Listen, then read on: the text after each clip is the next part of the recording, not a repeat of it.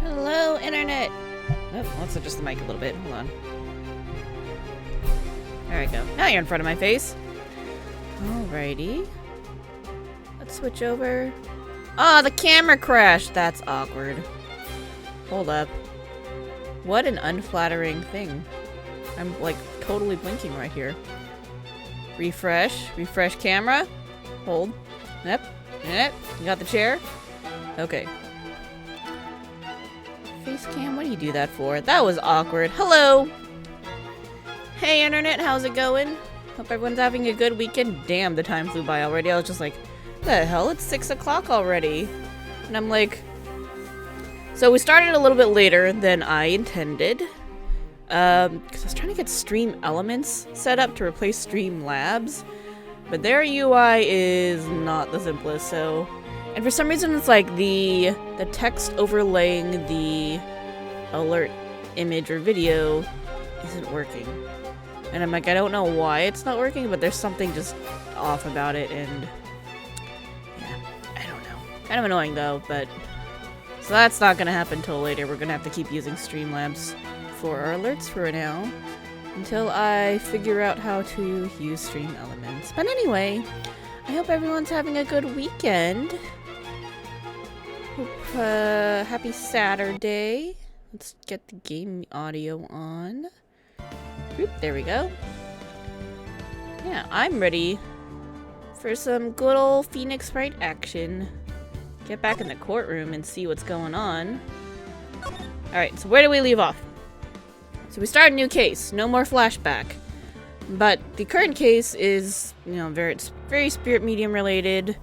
Maya's stuck on the other side of a bridge that caught on fire. Hopefully not starving to death in the cold. Pearl's missing. She could very well be over there. We don't really know either. So that's not good. And there's a girl here who's the accused and our client. She looks suspiciously like Phoenix's ex, who was cuckoo crazy, just killing people for funsies. So that's interesting. Claims not to know Phoenix, but clearly met him somewhere, and is lying about it, and we don't know why. But she supposedly has grown up in this spirit channeling temple, her whole life. So it's like, if she's supposedly have been there the whole time, a little hard for her to go around and, you know, do what she did in the past to meet Phoenix and go around killing people. Plus that girl, Phoenix's ex, definitely in prison. She definitely got sent away. That happened, I think, 2 years ago in game timeline. And now Phoenix is in the hospital because he tried to cross a burning bridge. Clearly failed because the bridge was kind of shitty to begin with, so it fell apart. He fell into icy cold waters. Now he's in the hospital. So instead of Phoenix, we are playing as Edgeworth. Edgeworth is going to pretend to be an attorney even though he's a prosecutor. So that's interesting. And it's like, pray the judge doesn't remember. I think we're gonna get the Canadian judge, and I forgot to look up how to do that right, so I'm sorry in advance. Oh, I should put the coffee counter up. Yeah? Wait. No? Oh. Where is it? Hold up. It says you're visible. You should be showing up, coffee counter. So why aren't you showing up? What's going on here? Oh, I do need to actually load the counter. Alright. Go to coffee. That's the one. Now, I don't understand, though, why the text isn't showing up. Oh, shit. I see what I did. Okay. Ah! That actually does need to be right there.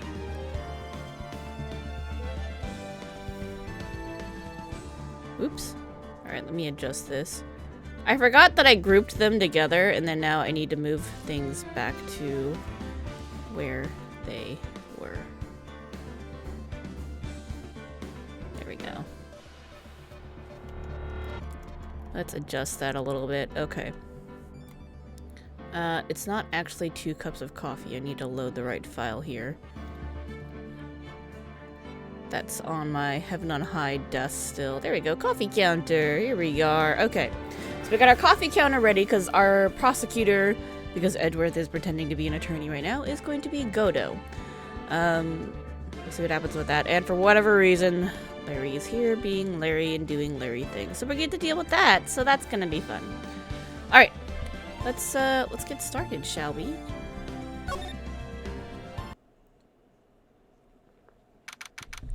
February 9th, 9:47 a.m. District Court, Defendant Lobby number 1.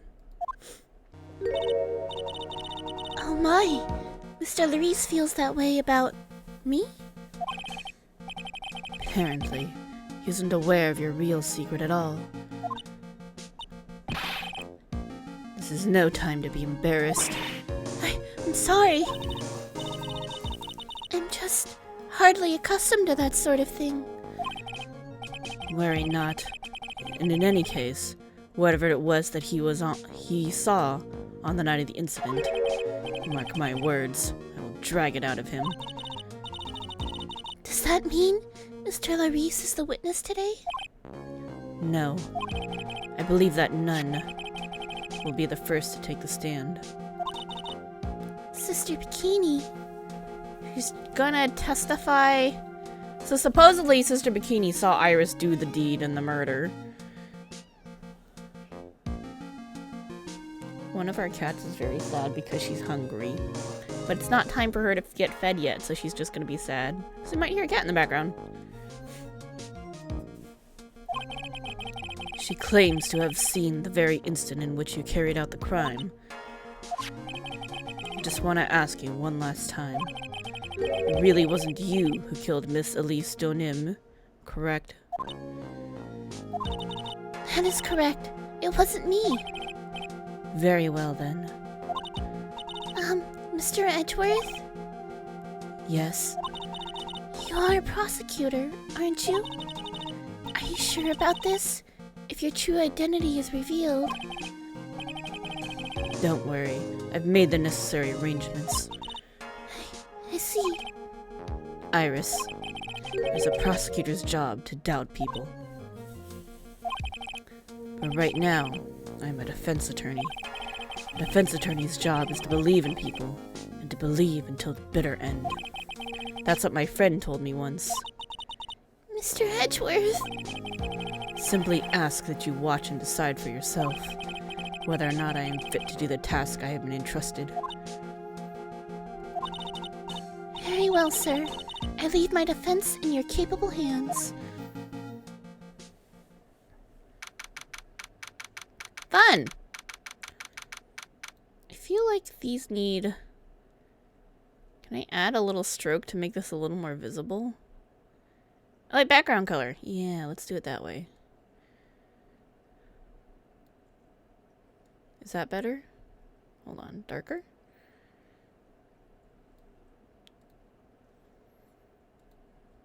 And then we have to do the same for the other bit.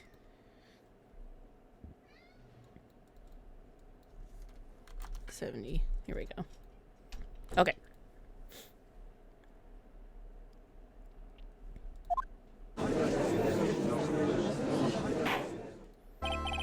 Court is now in session for the trial of Sister Iris of Hazukura Temple.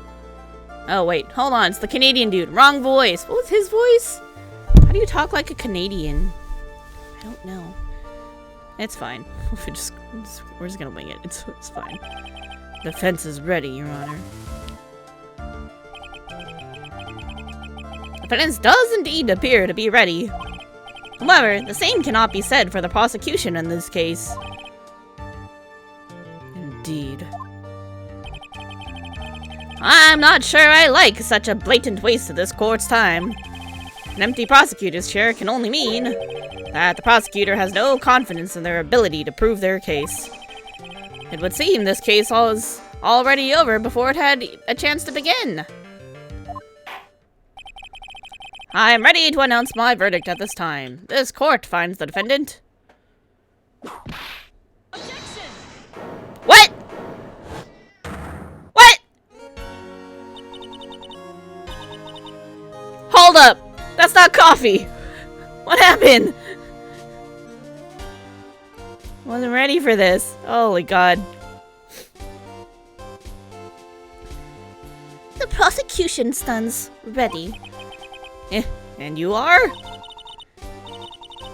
Francisca von Karma, prosecuting prodigy.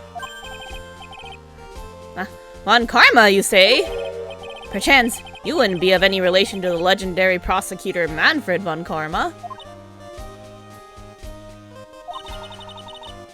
Legends are a thing of the past. I am a von Karma, that is all. On a special request, I flew in today for the purpose of prosecuting this case. You did? Then you must be quite a big shot, eh? By the way, Mr. Edgeworth. Yes, Your Honor. I'm almost certain that I've seen you somewhere before. Or am I just imagining things? You look very much like a prosecutor I met once. Shh. You don't remember anything, Judd. It's fine. I believe you're imagining things, Your Honor. Miss Von Karma, do you have anything to say? I was not expecting this. I was totally ready for coffee counter, and that's not what we got. There is no such thing as Sorry. There is no such weakling as this man among those of the prosecutor's office. There isn't? But I'm sure. Once before, she whipped him. I told you, there is no such weakling. What is that, a whip? I'm not sure I care for such a thing in my courtroom. Bailiff, remove that whip at... I have no objection to the whip. Alright, Edgy. You don't? Prosecution can wield a whip or drink 17 cups of coffee. But there's still only one truth. That is what I stand here to prove today.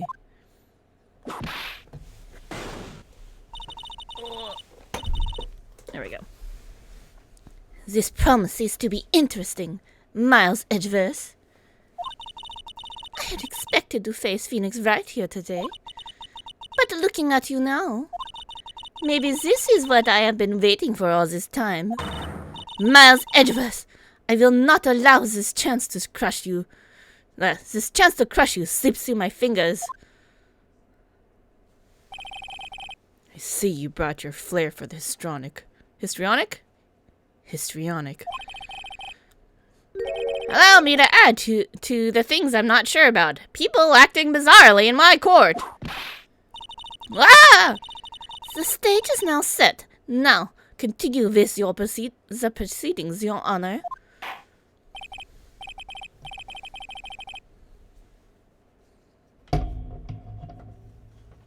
What are you looking for? Well, I already know where it is.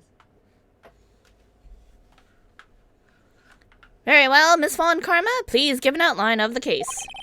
With as little whipping as possible. The murder victim is the famed victim is the famed picture book author, Miss Ellie Stonim.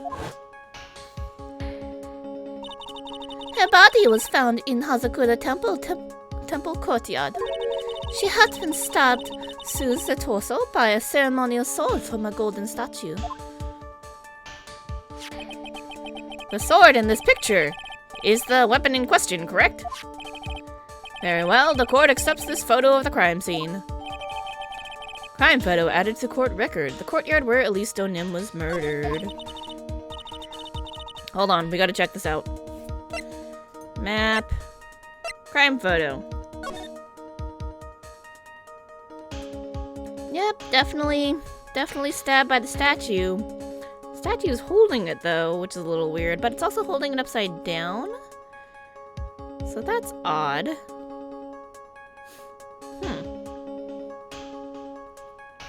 A little weird.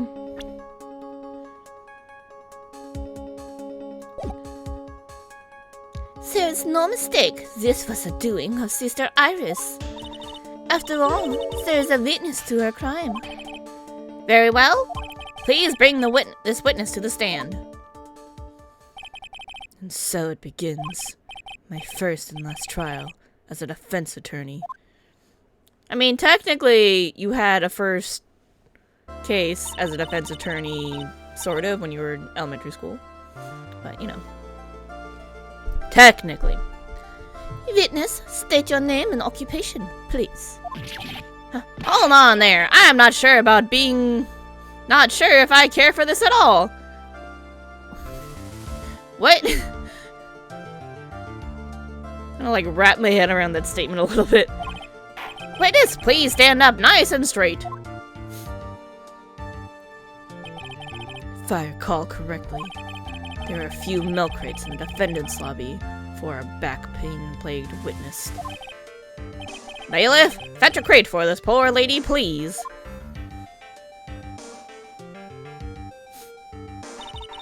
Once again, your name and occupation, please. Uh-oh. What did Sister Bikini sound like? I don't remember. Little old me? Well, I'm the head nun of the Hazukura Temple on Eagle Mountain. My name's Bikini. You got it? Bikini. Nice to meet everyone. But you don't appear to be wearing a bikini right now. Ah! The courtroom is the garden of holy judgment. Those with lechery in their hearts should leave this sanctuary at once. You want me to leave? No need to get your bikinis in a twist. Let me tell you, I'm a sight to behold in the summer.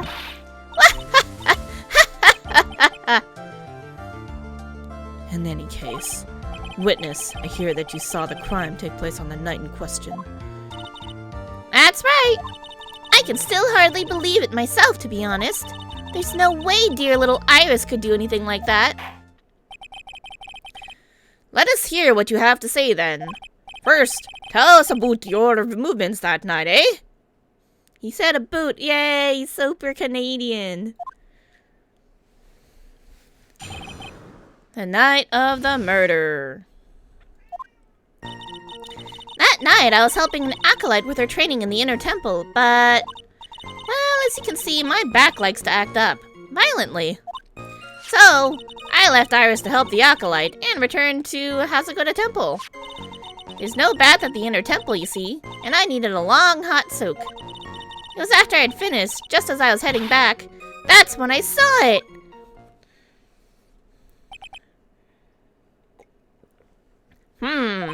So it was simply coincidence that you found yourself returning to Hazakura Temple? Yes, you could say that. My back hadn't been in so much pain, I would have stayed at the inner temple. That sounds like a pretty important statement she just made. There is only one problem with this testimony that I can see. And you're not about to fall at the first hurdle, now are you, Miles Edgeworth? Sorry, I'm a little rusty on my Francesca. Mr. Edgeworth, please begin your cross-examination. Hi, Chirico. You want to come up and be live on the internet for everyone to see? Yeah, you do. Where's my cat cam? Nope, that's cats. Where's cat cam? There we go. Found it. Cats are great. This is a hungry cat. He's quite cute. His name's Chirico. He's telling me to get up and feed him, but there's someone else who's waiting to feed him at feeding time, which is in about 10 minutes. Boop.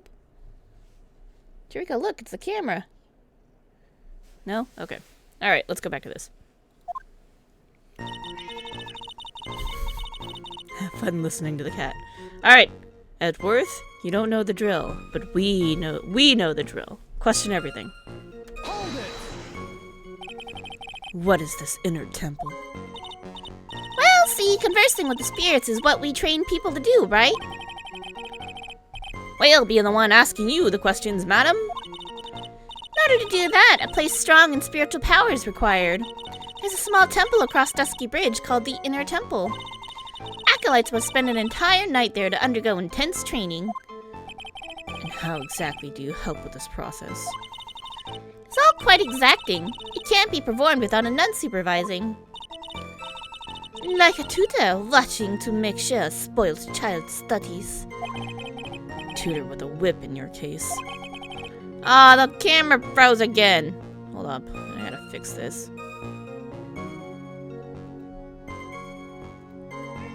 Camera, why? Why are you doing like this? Doing me dirty. Yep, right. It has trouble picking up the transparency afterwards too. Like, I always try to make sure it's like picking everything up right before stream. And then if it freezes like this though, it's really annoying. Alright, I think we're good though. If that is the case, then why did you return to Hazukura Temple, where the murder took place? Your back likes to act up. Girl, I feel you. Violently. That's right. It's no laughing matter, especially in winter. I can't hold anything heavier than a knife and fork during the cold months. Just being alive is like strict training. Yo, I feel that.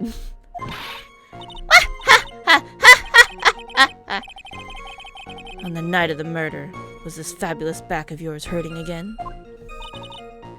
That's right. Raging like a bull in a pig pen.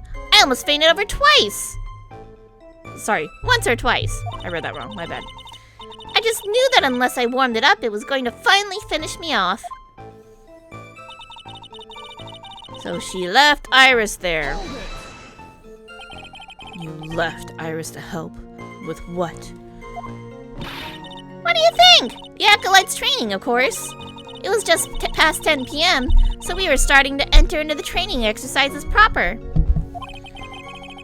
Wasn't it your place to remain with the disciple? Well, the job is simply to watch over the Acolytes so that they don't pass away. Little sus. Just to confirm this point again, that night, you met Iris in the inner temple, correct? Yes, she's a gentle, honest girl. She's never once failed to follow my directions. No bath at the inner temple, so she needed a soak. So you returned to the Hazukura Temple in order to take a bath? My back is to blame for everything. It's a do or be done in kind of world after all. How long were you in the bath for, if you don't mind me asking? My, what a filthy little rogue you are. I know what's on your mind. An alibi? I bet your next question's gonna be, where exactly did you wash? This is why you have to watch the young ones. What are you going on about? I was... Ugh! Pathetic, Miles Edgeworth. The lowest of the low. Is there some sort of kick me sign stuck to the defense's bench? Ooh, now he knows how it feels! Take that, Edgeworth.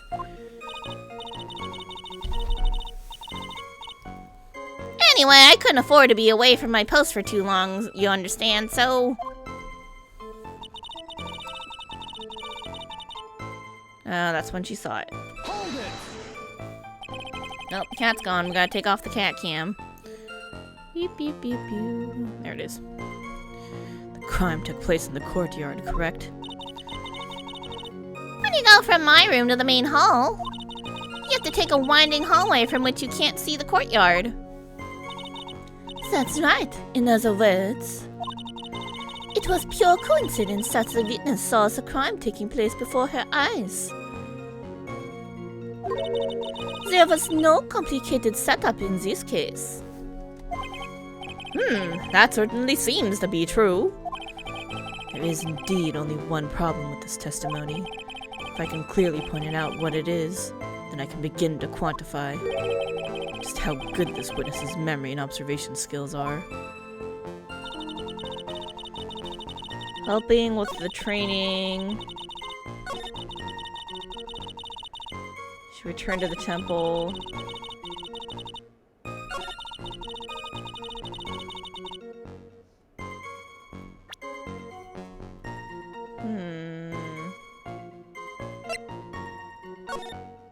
What's the problem here?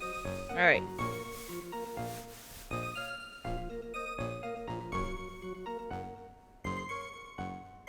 So she went back.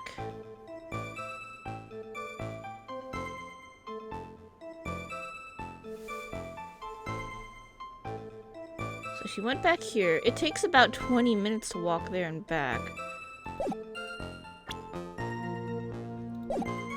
That's when she saw it.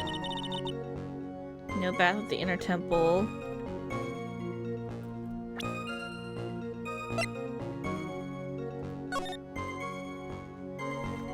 That's the map of the temple and the surrounding area.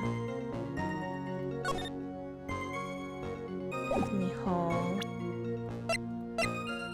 Regional weather report for the night of the crime.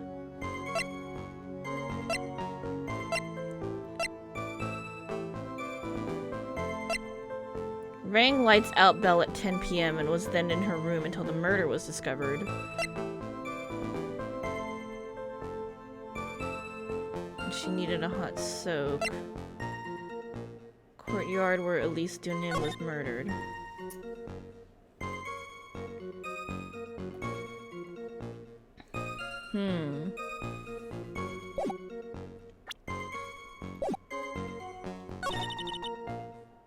She left Iris to help the acolyte and returned to the temple.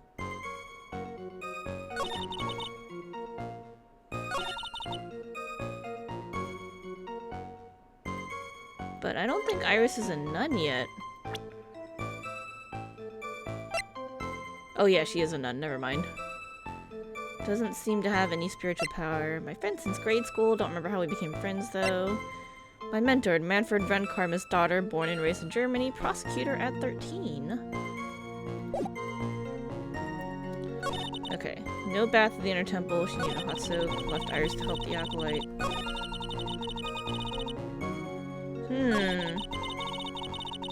Okay, hold on, let me press this again so I can remember.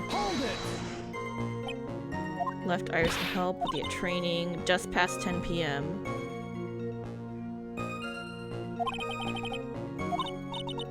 Simply watch so they don't pass. Met Iris at the inner temple.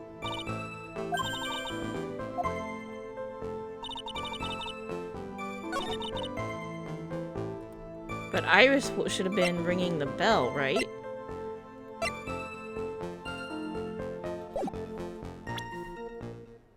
This is a discrepancy with her testimony. No bath at the temple. Was afraid she had finished. Just when she had back, that's when she saw it.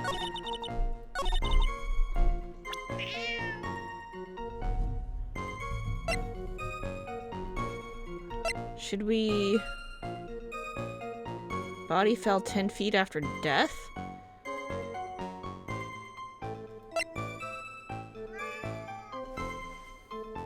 Oh yeah, because she was probably... Oh, I think I figured out what happened. She must have got pushed out the window onto... So she must have gotten pushed out of her window onto the sword on the statue, and then it turned the hand. That's pretty gruesome.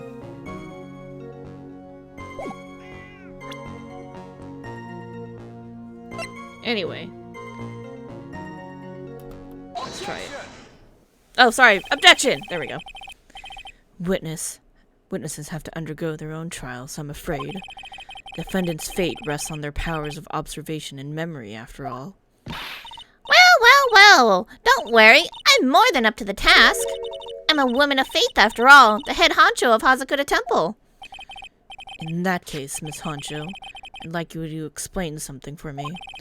The discrepancy between your testimony and that of the defendant, Iris. She claims that after ringing the lights out bell, she went back and stayed in her room.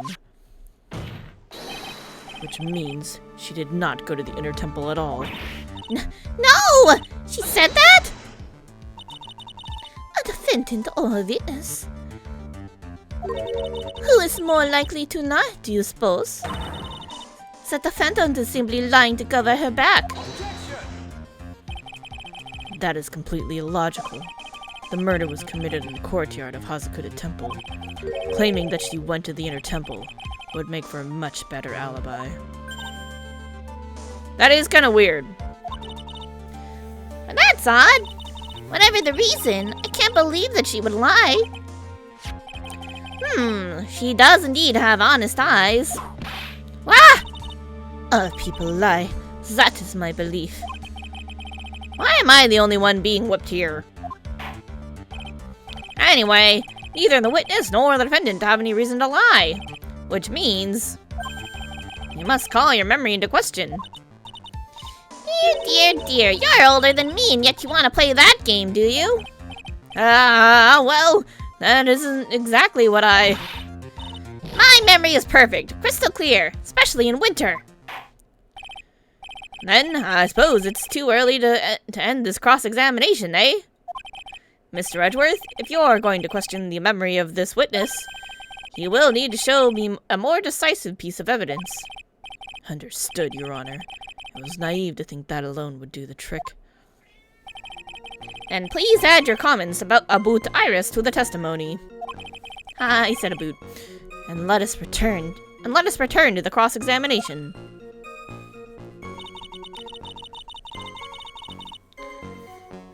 She's helping the acolyte with her training, but back acts up violently. Iris came to the inner temple. Oh, Iris came to the inner temple. She was dressed exactly as she had been at dinner.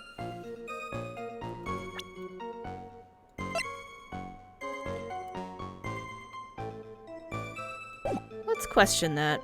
Hold it! Are you sure that you're not making a mistake? You young man need to get your estimation of me up from the floor. Iris always wears the same clothes. The smallest thing at a place would have stood out like a sore thumb to me. You're making a mistake, thinking I made a mistake. An excellent finish there, witness. Still, I have to wonder.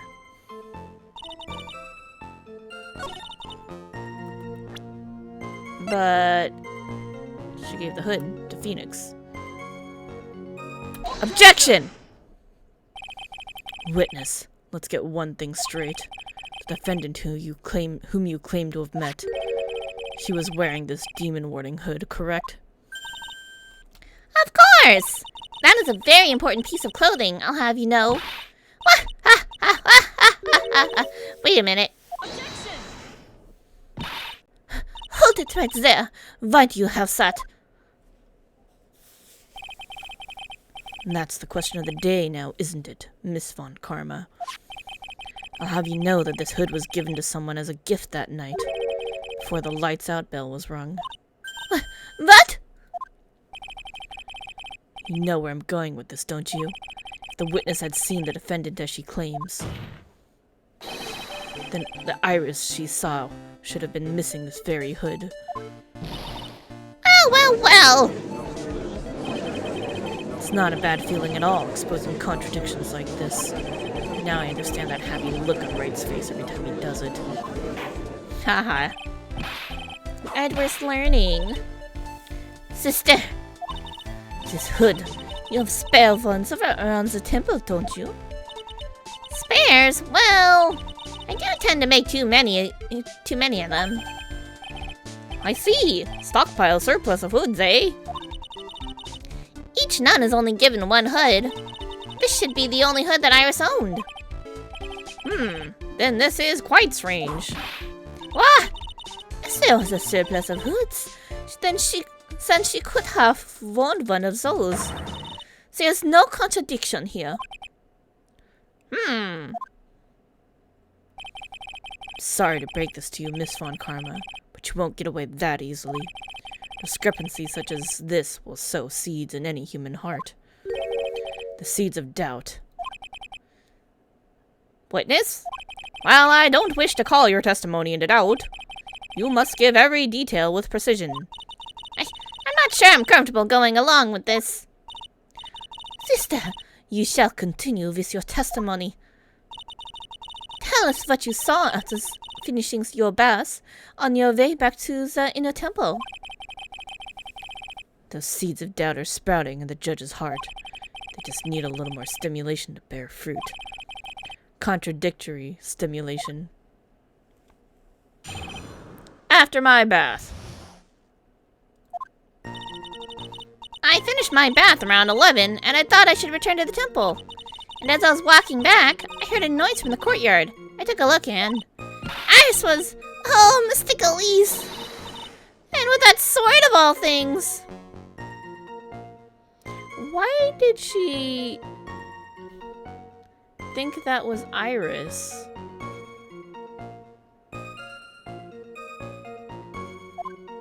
I don't know. Mystic Elise was staying in the corner room which faces out onto the courtyard. The stabbing I saw must have occurred after she was pushed out of her window. But how would she get down that quickly? Like, wouldn't Elise, get up and run away? That'd be the smart thing to do. Unless she was unconscious. You saw a truly terrible sight, didn't you? If I was in your place, Then it would have been much like Miss Von Karma whipping Mr. Edgeworth in two in court. And me seeing it all from this very chair. Well, something like that. This judge. His imagination is about as vivid and creative as Detective Gumshoe's. Oof, that says a lot. I would look so fool if I commented on such foolishness. Anyway, this case is mine, Miles Edgeworth. Calling everyone by their full name. Can't you do something about that habit of yours? After her bath, we press everything. That's how we roll. Finished around 11. How far is it from your room to the inner temple? Let me think a moment. About 20 minutes on these stumps of mine. It's about 15 minutes to Dusky Bridge from Hazukura Temple. The inner temple's just beyond the bridge. Still, you never made it back there that night, did you? That's right. I was heading along the walkway toward the main hall. That's when she heard a noise. Say you heard a noise. Bump, just like that. That could only be the sound of the victim falling. It's very quiet in the temple, you know. You can even hear the snow falling from the branches. Bump, just like that. What then? Couldn't this noise you heard have been snow falling to the ground? I never thought of that.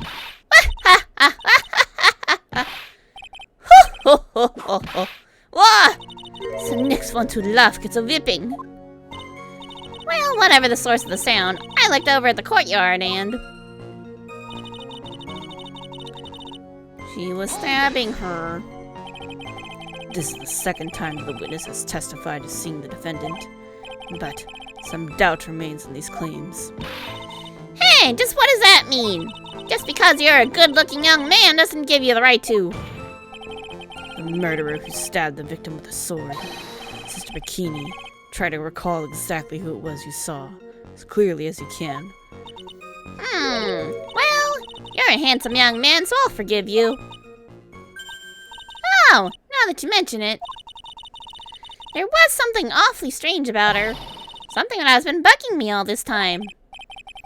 Please don't keep us in any suspense. Her hood! A hood?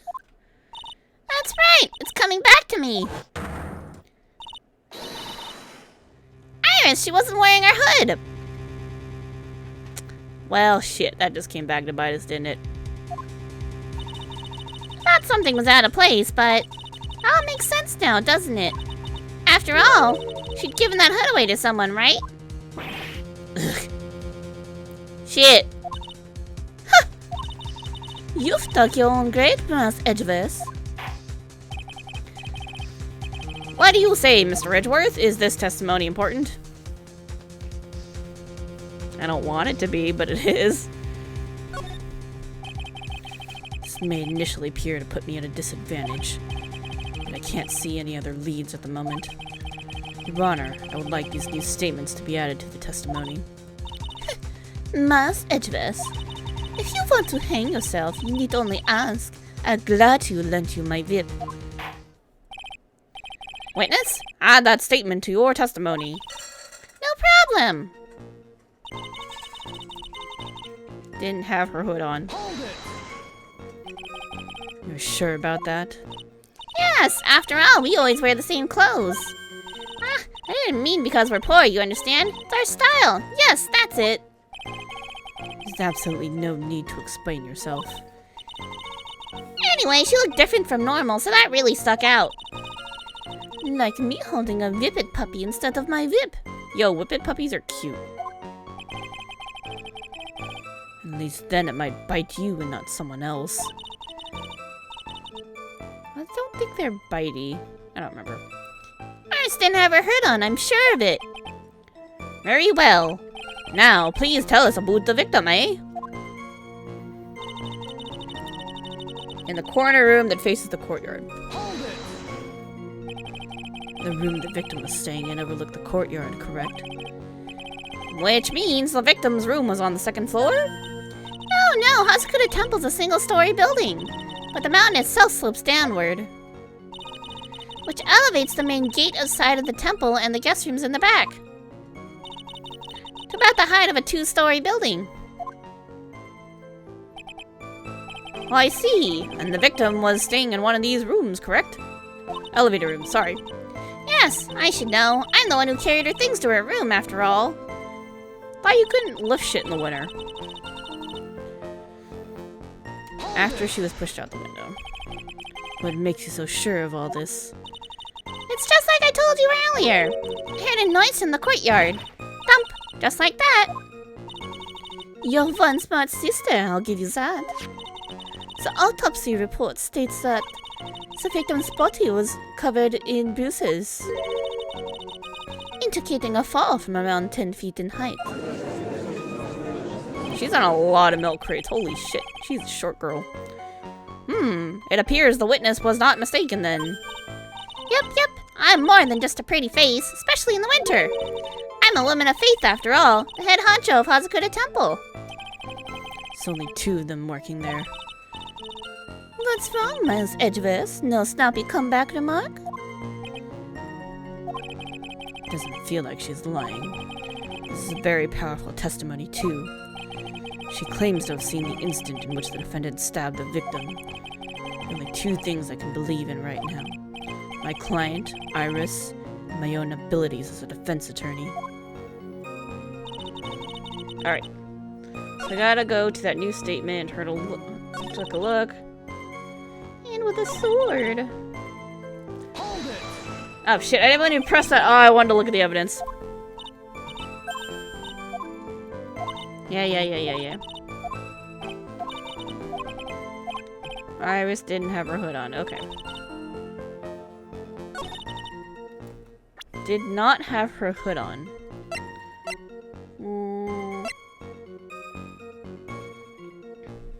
Wait, but she doesn't always wear it. Well, I guess she is wearing it here, technically. She just has the hood down, is the thing.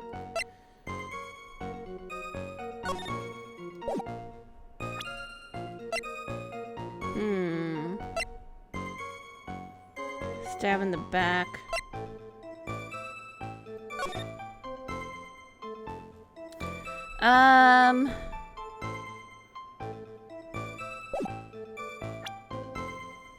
Iris didn't have her hood on. Oops. R.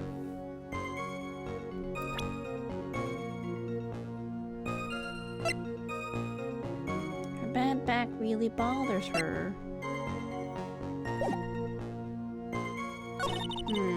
Studying in the corner room, which faces out onto the courtyard.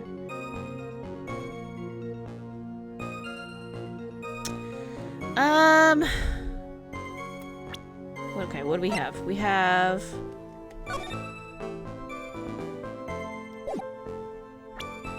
the blackmail letter that was actually supposed to be a love letter because Larry is stupid.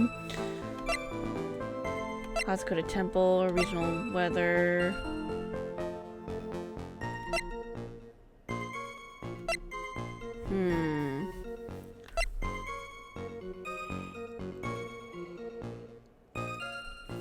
Oh, she was... Wait. The stabbing I saw must have occurred after she was pushed out the window. But the autopsy report says that she was stabbed before she fell. Body fell 10 feet after death. Okay. Worth a shot. Here we go. Objection! Impressive logic. That's what I'd like to say, anyway. Oh, please do! My brain is something else, especially in winter. However, I think you're overlooking one thing. Svan Karma, would you be so kind as to take another look at the autopsy report? The autopsy report? The victim did fall from a height of 10 feet. However, this fall was after she was killed. That's right! It says after death right here! The scene the witness claims to have seen is contradictory. If the defendant stabbed and killed the victim there in the courtyard, How did the victim then go on to take a 10-foot fall?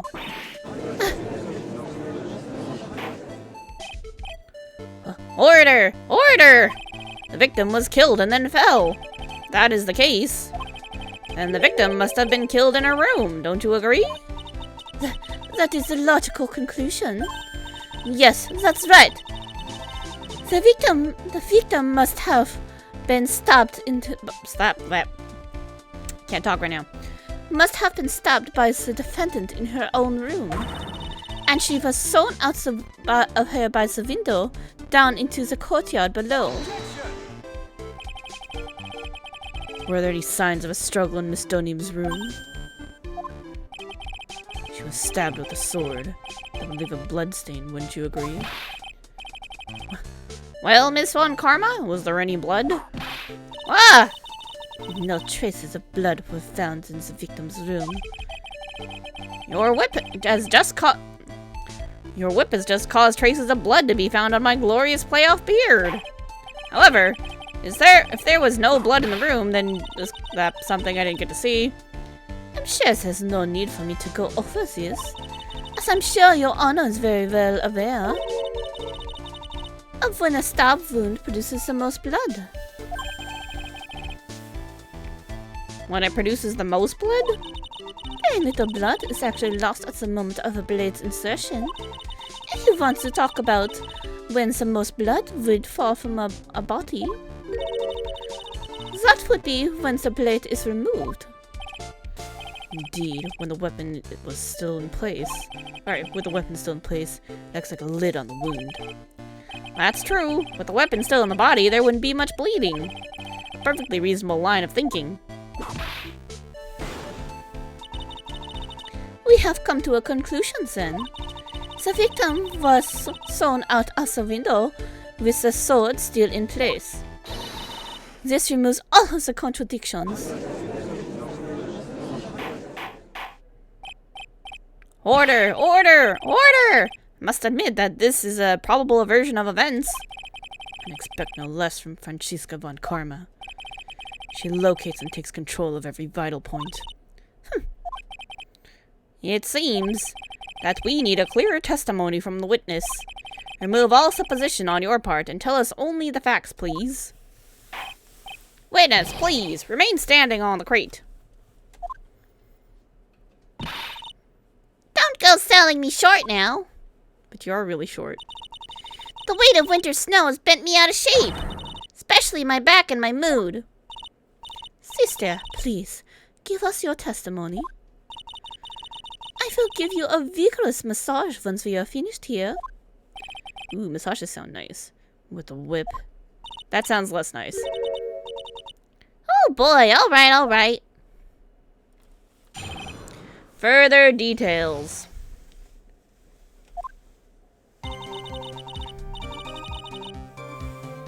When I looked across at the scene, the sword was already in place. Thinking about it now, I didn't actually see her stab Mr. Elise. Never seen so much blood before. That's when I fainted. Can't blame me, can you? And when I awoke, Mr. Kami was stabbing Mr. Elise through the back.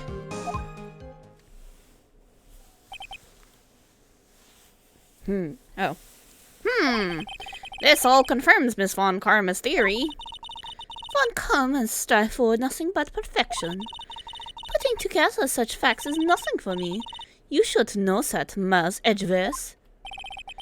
Perfection is an impossibility, Franziska Von Karma. And I'm here to teach you just that. This was the show-off that I never knew I wanted, Franziska versus Edgeworth. Alright. Sword was already in place. At that time, was the victim bleeding? Well, I was very shocked to be seeing all this, of course. So I'm not entirely sure. But I don't think I saw any blood. Not then. Let's look at the crime scene photo. This is gonna be important. That's a lot of blood.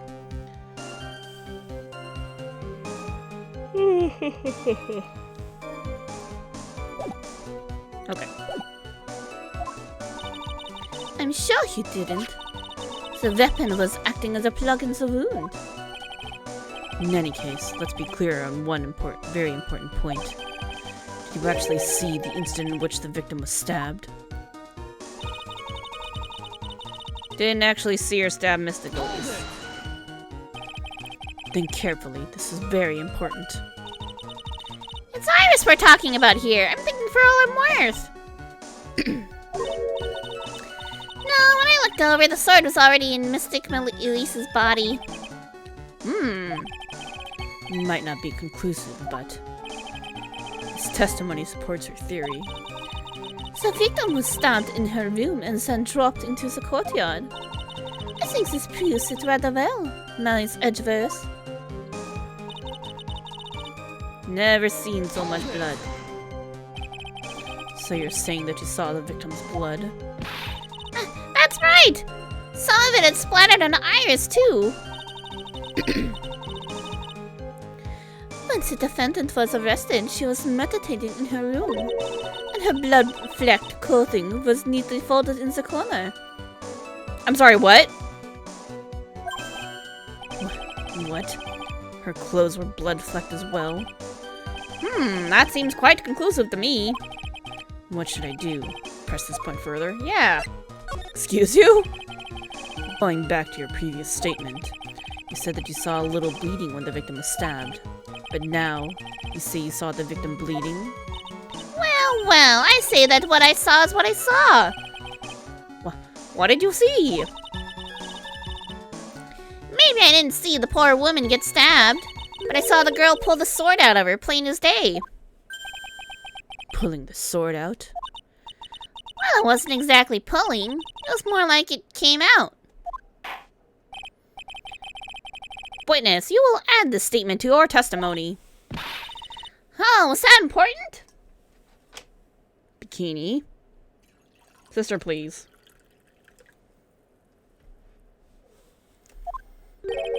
More important than you can imagine.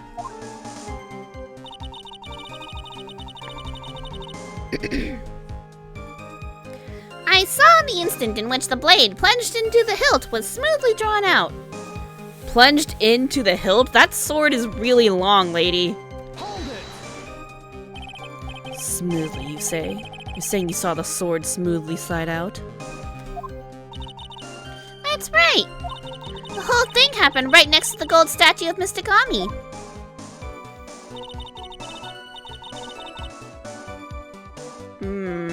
I guess that would be the hilt if she was not fully on the ground.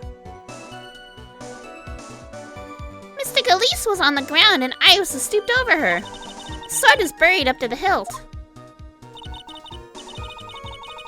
When Iris stood up, the sword in her hand just slid out of Mystic Elise's body. It slid out from that gaping wound. Ah!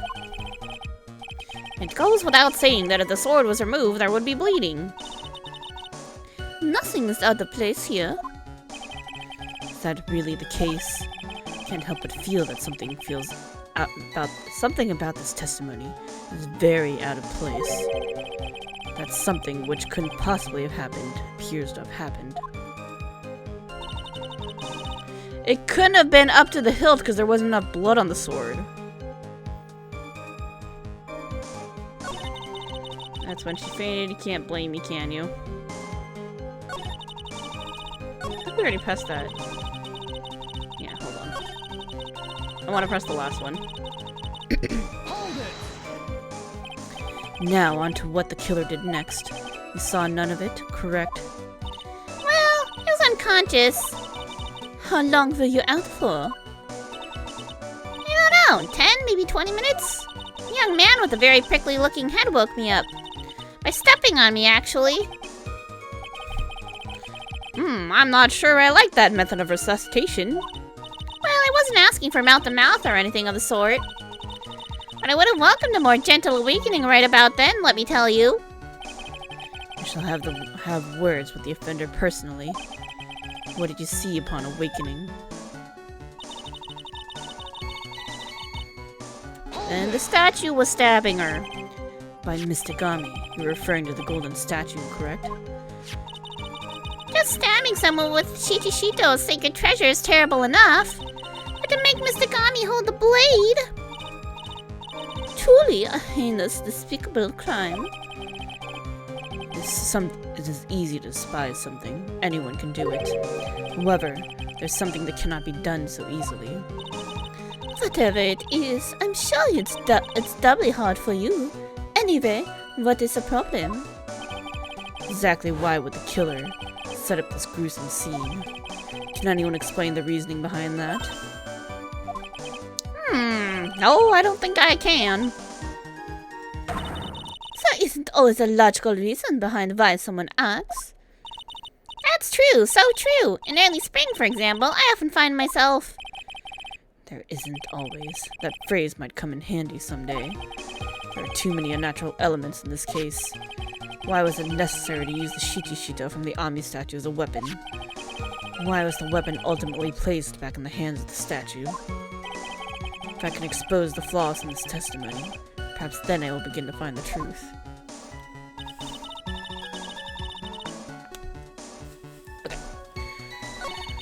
Didn't actually see her stab. Saw the instant in which the blade plunged into the hilt was smoothly drawn out, except... not enough blood on the damn sword. Alright, ready? Objection! Sister Bikini, you are a reliable witness. At least, I'd like to think so. But there are too many contradictions here. What do you mean? You make it sound as though I'm a liar. But you're a handsome young man, so I'll forgive you. What contradictions are you talking about? In the scene that the witness claims to have seen, the weapon was thrust up to its hilt into the victim. Furthermore, the killer withdrew the weapon smoothly from the body. However, both of these are complete impossibilities. What do you mean? Please explain. Explain yourself. Start with, do you think it would be possible to stab someone to the hilt with this? Yeah, that's pretty damn difficult. Look at all them branches. No matter how I look at the defendant, she doesn't appear strong enough for that. Doesn't appear? What meaningless dribble. I too may appear to be weak and frail, but I can crush men under my heel and make them weep should I so choose. The objection stands. I wept a little back there, I must admit. That isn't the only issue here. If the sword was truly stabbed into the body up to the hilt, well, just look at all the branches on it. It certainly wouldn't come out smoothly. That's... Also, there'd be more blood. We also have the problem of the amount of bleeding. It's true that when a blade is left in the body, it acts as a plug of sorts. However, when the weapon is shaped like this, it's an entirely different story. The wound would be too large for the blade to completely stop the bleeding. That's nothing more than conjecture. In reality, the victim was stabbed with a shichishito. Even a weapon of this nature may still sometimes slide out smoothly and may still sometimes stop the blood loss. Where's the blood, Francesca? Not finished. There's still one more. Conclusive contradiction. You still got more? This one is simple. If the sword really was thrust in all the way to the hilt, why is there only blood on the tip of it? Exactly, that's what I'm saying. If this witness is telling the truth, then there should be blood along the entire length of the sword. No!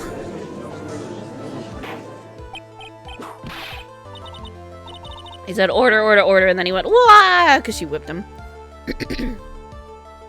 Bravo, Miles Edgeworth. Raising this many contradictions from a single piece of evidence. As the other attorneys I know could only manage one. Is that? What does it all mean? You've proven the contradictions regarding the murder weapon, but... having come this far, there can only be one answer. And that is? The weapon used to kill the victim is not the Shichishito. What? A foolishly foolish idea, born from the foolish mind of a foolhardy, foolish fool. Let's examine this again. What was it that made us think the sword was the murder weapon? Well, because Mr. Kami was holding it. Exactly. However, if you reflect on this, that is the only basis we have to assume such a thing. The impression left by the scene was just too strong. That is what has influenced us. It influenced us to believe that the Shichishita was the murder weapon. Order! Order! Order! Ah! So, maybe the Shichishita was not the murder weapon. Even if that is the case, it changes nothing, Miles Edgeworth. The sister here saw everything. She saw the defendant stab the victim with a sword-like object. That's true. Your response, Mr. Edgeworth? That is so. I would like the prosecution to answer the obvious question it raises. The obvious question? Yes, namely, where did the real murder weapon disappear to? It goes without saying that the police searched the main hall and the surrounding area. Perhaps the prosecution can enlighten us as to if a sword-like object was found. That's... Answer the question, Miss Von Karma. No evidence of that kind was found.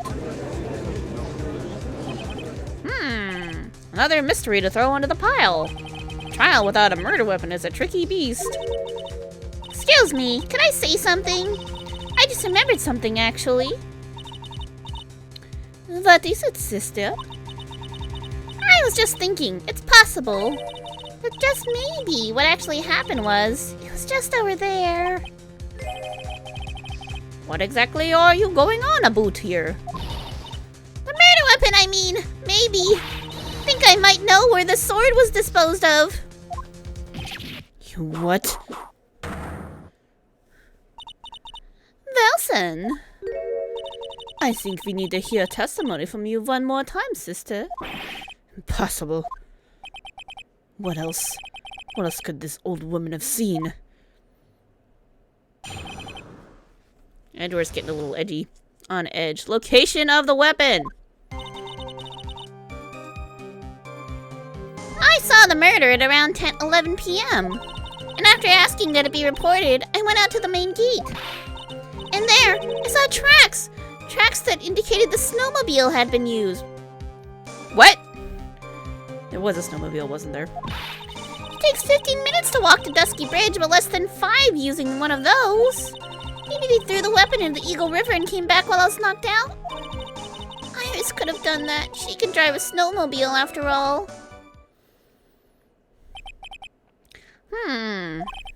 Witness, please tell us everything you know right away next time. Well, I'm not in the best of shape. What with my back and my age, you know. You keep telling us you're not that old, but then you're like, oh, my back and my age. At least I know that I'm old. Quite. There were indeed snowmobile tracks in front of the main gate. Here's a photograph.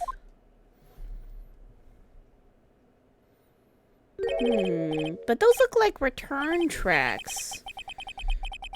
Why is there only one set of tracks, you know? That's kind of weird. A snowmobile, eh?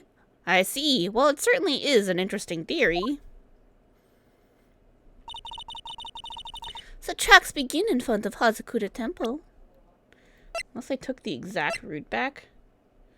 Can I have that photo? And run all the way down, all the way to Dusky Bridge. Track photos out of the court record. There it is. Taken that night from main gate to Dusky Bridge. That solves your pesky little problem, yes? Let me look at this.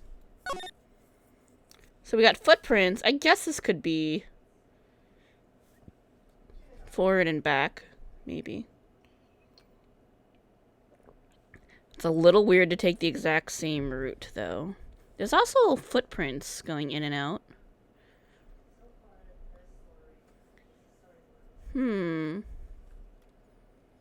I don't know. I don't know what to make of this yet. The Eagle River's current is quite swift, meaning that it doesn't freeze over in winter, making it the perfect place to dispose of the murder weapon. Did she really go to the river to dispose of the murder weapon? Mr. Edgeworth, your cross-examination, please. Location of the weapon. Saw it at 11 p.m. You're sure about the time? Yes, I was worried about it after all. Why was that? Because I have a strong sense of responsibility, especially at this time of year. The acolyte was being doused in freezing water at the time. I couldn't very well take it easy in the bath all night now, could I? So at 11, I decided to leave Hazukura Temple. Her estimation of the time seems reliable, at least. Please continue, sister. She asked that it be reported. She talked to Phoenix. You asked Phoenix Wright to report the crime, correct? Right, the one with the trampled me. Seems she's the type to hold a grudge. There isn't a phone in the main hall, so I sent him to the bridge. Phoenix Wright. He didn't even have his cell phone on him. He had forgotten it at home, apparently. What a naive boy, as always. Not only do I always carry my phone, but I always have my whip in hand, too. Didn't she try to give that to somebody, though? Did we give it back to her? I don't remember. Did we give it back? Hold on. Oh, I had to stretch. Sorry. Alright.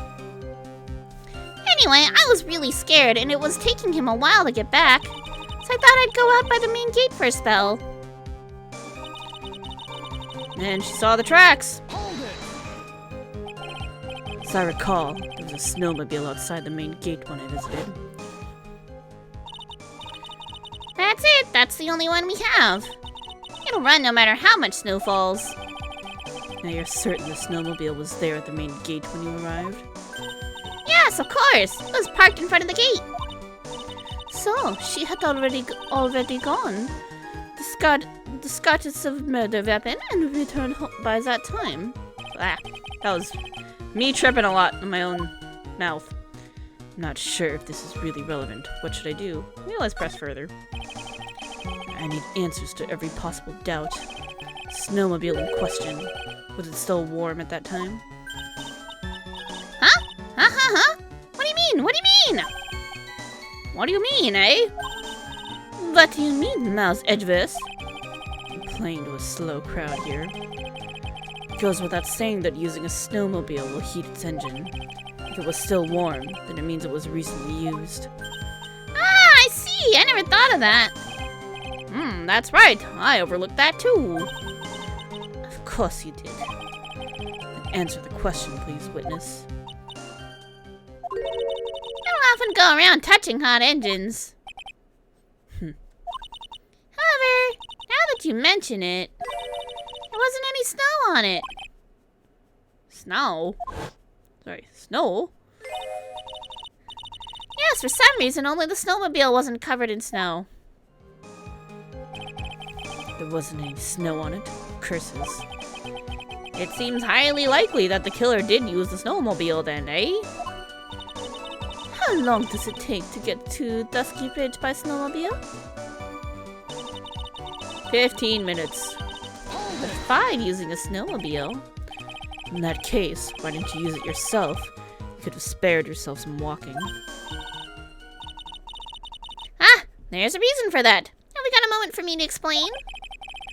I think that's why he asked the question in the first place. It was about a month ago. I was driving my beloved little snowmobile, happy as can be.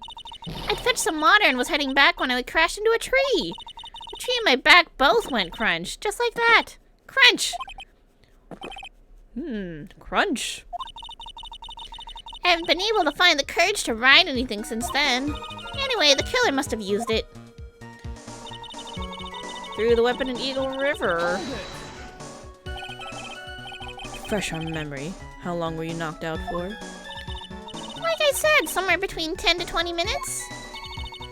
It's possible to get to Subbridge and back in 10 minutes using the snowmobile. I have to concede there's more than enough time. Is that all you wish to concede, Miles Edgeverse?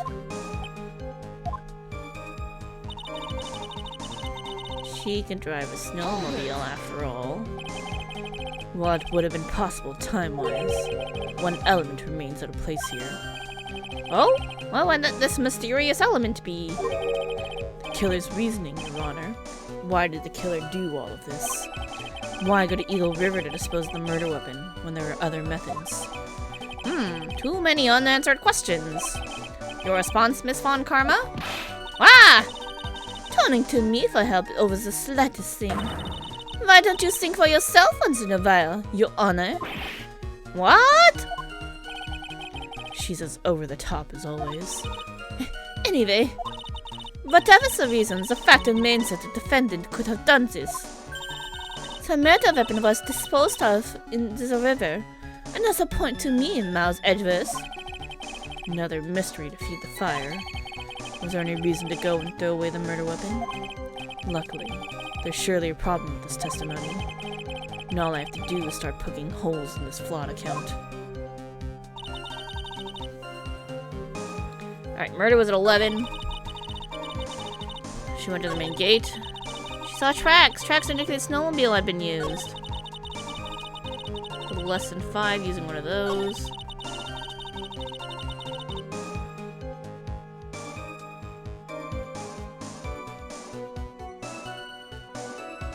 And came back while she was knocked out. Iris could do it. She knows how to ride the snowmobile. Threw the weapon to Eagle River and came back. Okay. I still think... That's just because it's been a while since we saved. In case I fuck up too much. This still looks like only one set of tracks to me. Because it's weird to come back on the exact same path. Like, you would think there would be tracks going this way, because you were leaving, unless you backed up the snowmobile. That's kind of weird, right? So it must have been taken out earlier. I think it's weird. We're gonna try it. Objection! I admit this photograph proves something.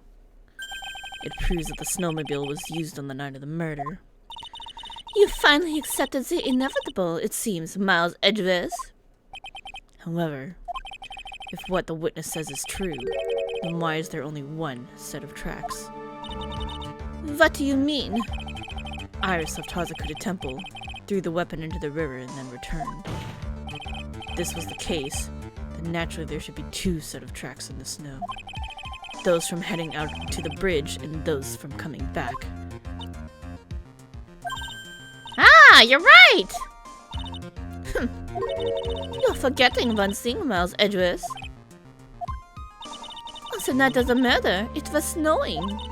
The tracks leading to the bridge were erased by the snowfall. This removes your precious contradiction now, doesn't it? I see. While she was at the river, the snow stopped, leaving just the return tracks in the snow. What do you have to say now, Miles Edgeworth? Hold up, where's my weather report? Snow with occasional lightning strikes. Damn. Lightning struck at 10:45, around 30 minutes passed between the fire starting and going out. Snow 7 to approximately 10:50. Yeah, that's pretty plausible. Womp womp.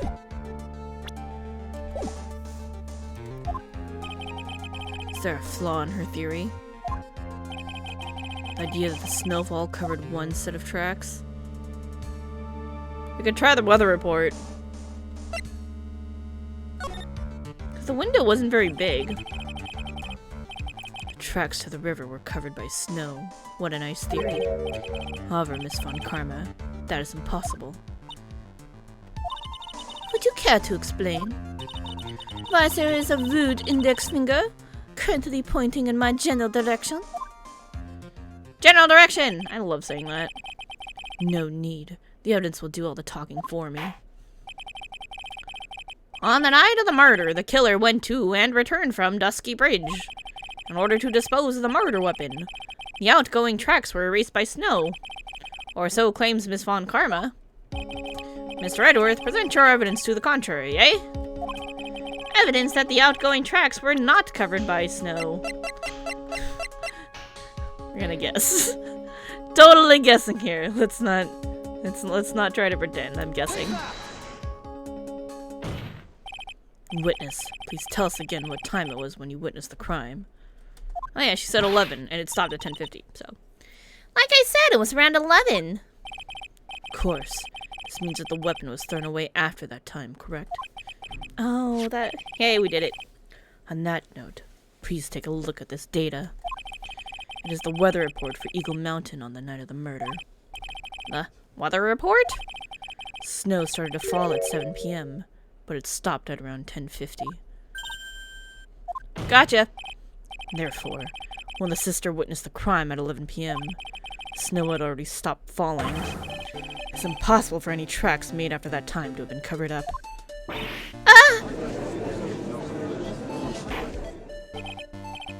Order! Order! Very well then. It looks like Miss Von Karma's claim has been snowed in. Wah! It's too soon to be closing this trial due to snow. Miles Edgeworth, how pathetic of you to rely on the weather of all things. You were the one relying on the weather. I'm just telling you where you're wrong. Answer me this then. When is the weather report ever correct? Ah, no. You've got it all wrong. This isn't a forecast. This is actual data. Ah! Forecast data or weather reports have some inaccuracies. It may have still been snowing in the vicinity well past 11 p.m. It's true. We cannot be totally sure, eh? What? How'd she pull that off? It had stopped snowing at Hazukura Temple when the murder took place. You need to provide conclusive evidence of this. Come this far. There's no turning back now.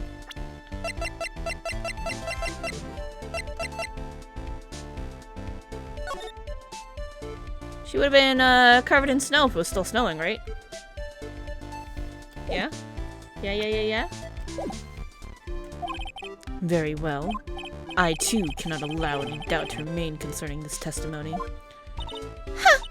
You can't back down, can you? Such a perfectionist, Miles Edgeworth. Very well then, Mr. Edgeworth. Where's your evidence that it had already stopped snowing when the victim was killed? Crime photo. Take that! Ultimately, it all comes down to one point. That being, whether or not it was snowing in the courtyard when the victim was stabbed. That's right, but proving that is incredibly easy. If we want to know whether it was snowing or not, this photo will tell us everything. Of course, I'm referring to the photo of the crime scene. As you can see, everything is covered with snow, with just one exception. And that is? The victim herself, Miss Elise Donim. Why is there no snow on top of her? The answer is simple. It had stopped snowing when she was killed, that's why. In other words, if the killer really did go to the Eagle River to dispose of the murder weapon, then in this photograph there should be 2 sets of tracks. Ah! Order! Order! Just what are you? Yeah! This what are you suggesting, Miles Edgeworth? To be honest, I'm not entirely sure myself, but this is simply what all the facts point to. That night, someone used a snowmobile to leave Hazukura Temple. From the tracks left, it can be understood that they were heading for Dusky Bridge. That time was still snowing. Of course it was, because those tracks were erased by the snow. Then when this person returned to Hazakura Temple, the snow had stopped. Thus the tracks remained.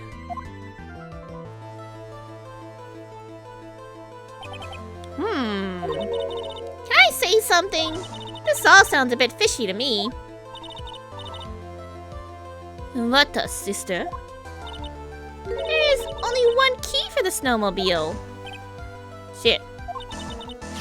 Furthermore, on the night in question, we know that the defendant had it.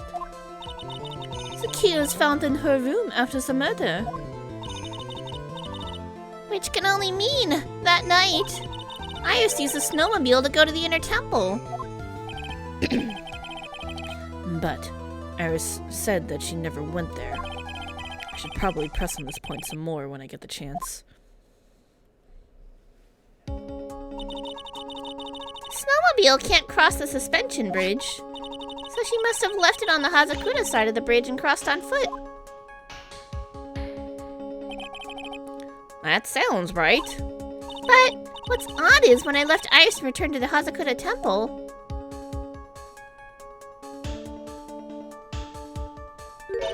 I didn't see anything near Dusky Bridge. You must have failed to see it, sister. Maybe, but when I made it back to Hazukura Temple, it was there, by the main gate. Snowmobile, I mean. I know what I saw. It was covered in snow, too. But that is impossible. So someone must have taken it. Okay, so she came back maybe around 10:30. Yeah, because Iris supposedly went there after ringing the bell. So she must have been back at around just after 10. And then after she got back, someone took the snowmobile, was gone for a while. But who would have taken it? I don't know. Order! Order! Order in the court! What does this all mean? So then, what was the snowmobile used for? If it wasn't taken by the defendant when she went to the inner temple. If it had been, then the witness couldn't possibly have seen it by the gate. Furthermore, it wasn't used by the killer to dispose of the murder weapon. If that was the case, there should be 2 sets of tracks in this photo. All we know is this. After it stopped snowing, someone used the snowmobile to return to Hazukura Temple. I never thought a simple snowmobile could cause so much trouble. I think we've learned all we can from this witness. Yes, I've nothing more to add. I've told you everything that I know. But then, that still leaves us with the same problem. If only there was someone, a witness who could testify to having seen the snowmobile. A witness, huh? Was there no one out walking perhaps near Dusky Bridge on that night? Larry. I don't think that's likely. It was cold enough to freeze your ears off. Only an idiot would go out wandering in that. I know just the idiot. Unless they had something really important to do. That's a shame. Hold on. Something is coming to me. An idiot may well have gone wandering out on that subarctic night. Your Honor. Actually, there just might be one individual who may be of help to us. Really?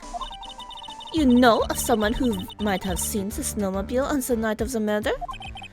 Don't know for sure if he saw it or not. But there are 2 things about him that do come to mind. Which are? First, that he saw something incredible on the night of the murder.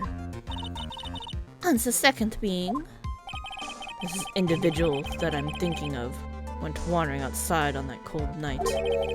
In other words, he is our kind of idiot. He is indeed our kind of idiot.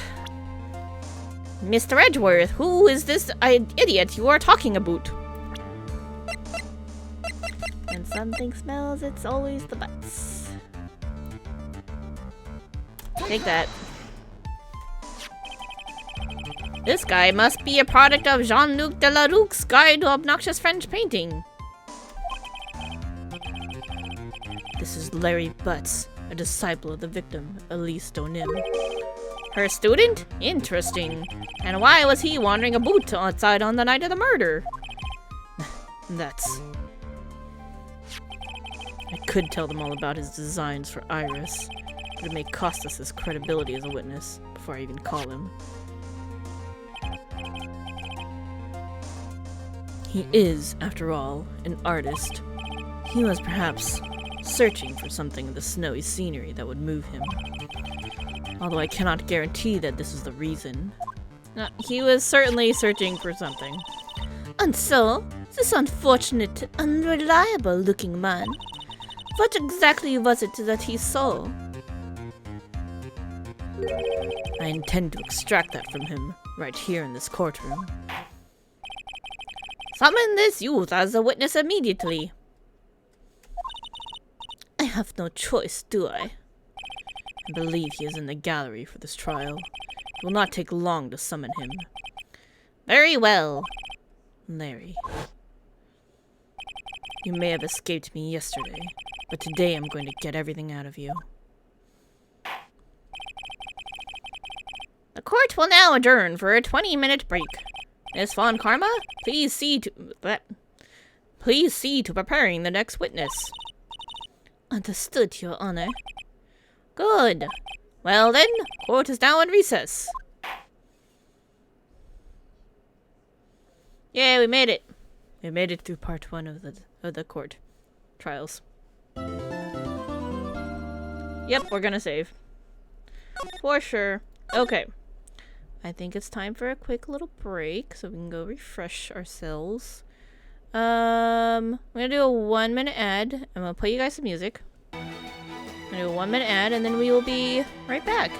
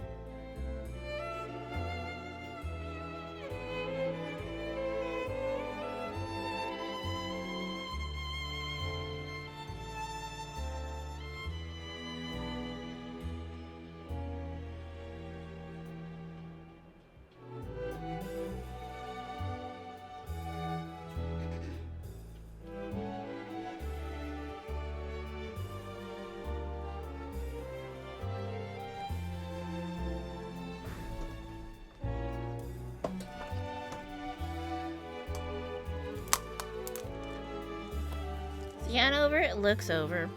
Alright. See your lurking emote. Which I watched you post. Okay. Got my tea.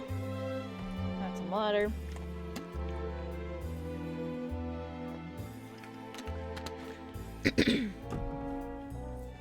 Alright.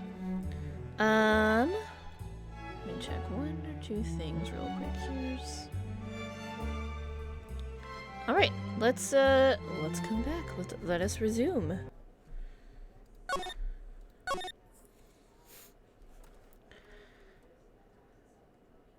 Oh, that was saving. Okay, here we go. Part 2 of the trials. What are we gonna do with Larry now? February 9th, 11:15 a.m. District Court Defendant Lobby. Number 1. Excuse me, Mr. Edgeworth. I'm not really sure what I want to say. No, sorry, what to say. My bad. Iris, we only have 20 minutes. There are 2 things which I need to ask you before we reconvene. Alright, I'll help you any way I can. First, about that night. You really didn't go to the inner temple, correct? The last witness claims to have met you and talked with you in the training hall. Either you or Sister Bikini is lying. Mr. Edgeworth, it is just as I said yesterday. Until the incident occurred, I was in my own room in Hazukura Temple. This light is really bright.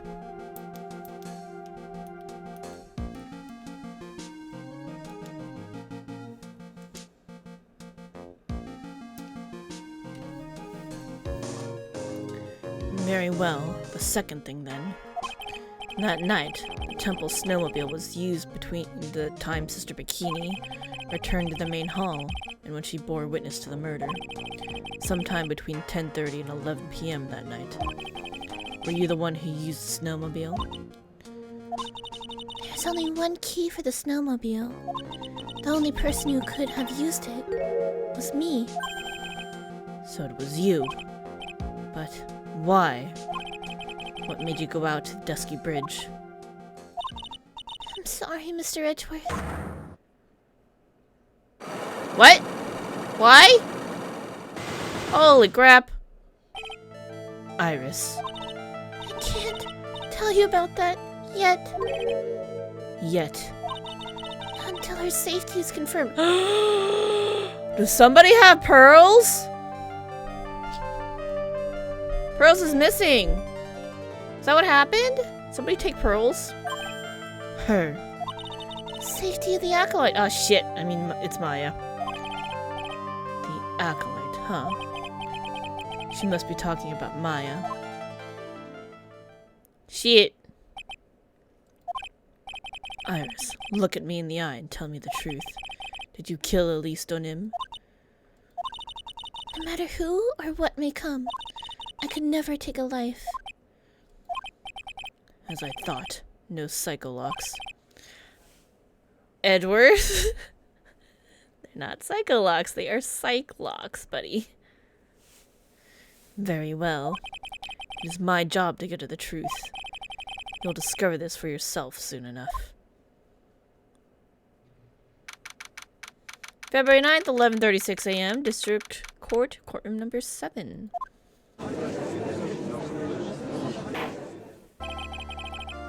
Court will now reconvene. Miss Von Karma, where's the witness? During the break, a man was detained for suspicious behavior in the gallery. Suspicious behavior? He was sketching something very intensely. Dare I ask what the witness was sketching and when he was detained? He drew a terrifying woman, armed with a demonic face and a vicious whip. I can only presume that's what something about her. I didn't read it fast enough, I'm sorry. Anyway, it's time to drag this pathetic excuse for an artist before the court. Novice Donim, I hope you're ready. Get in here. It would seem that the whip is going to see plenty more use today. Oh, Lord. Ouch! Your sketches in contempt of this court. Hey! I was just artistically rendering... Ouch!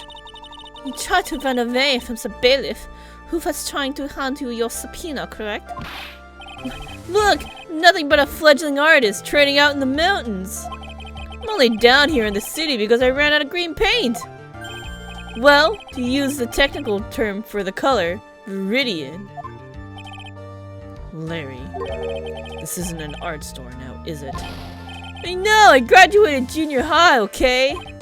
Look, art is all about working in the fields, isn't it? Working in the fields? Presume he wanted to say field work, I hope. That's it! Thanks, buddy! It's kind of sad that I was able to understand his mangled train wreck of a sentence. I just happened to stop in here and found a wonderful new model! So see, I've got nothing to do with this trial, at all! I expect all your faces to be red when you realize this mistake. Bright red! Or, to use a technical term, Crimson Lake. Ouch! Ouch!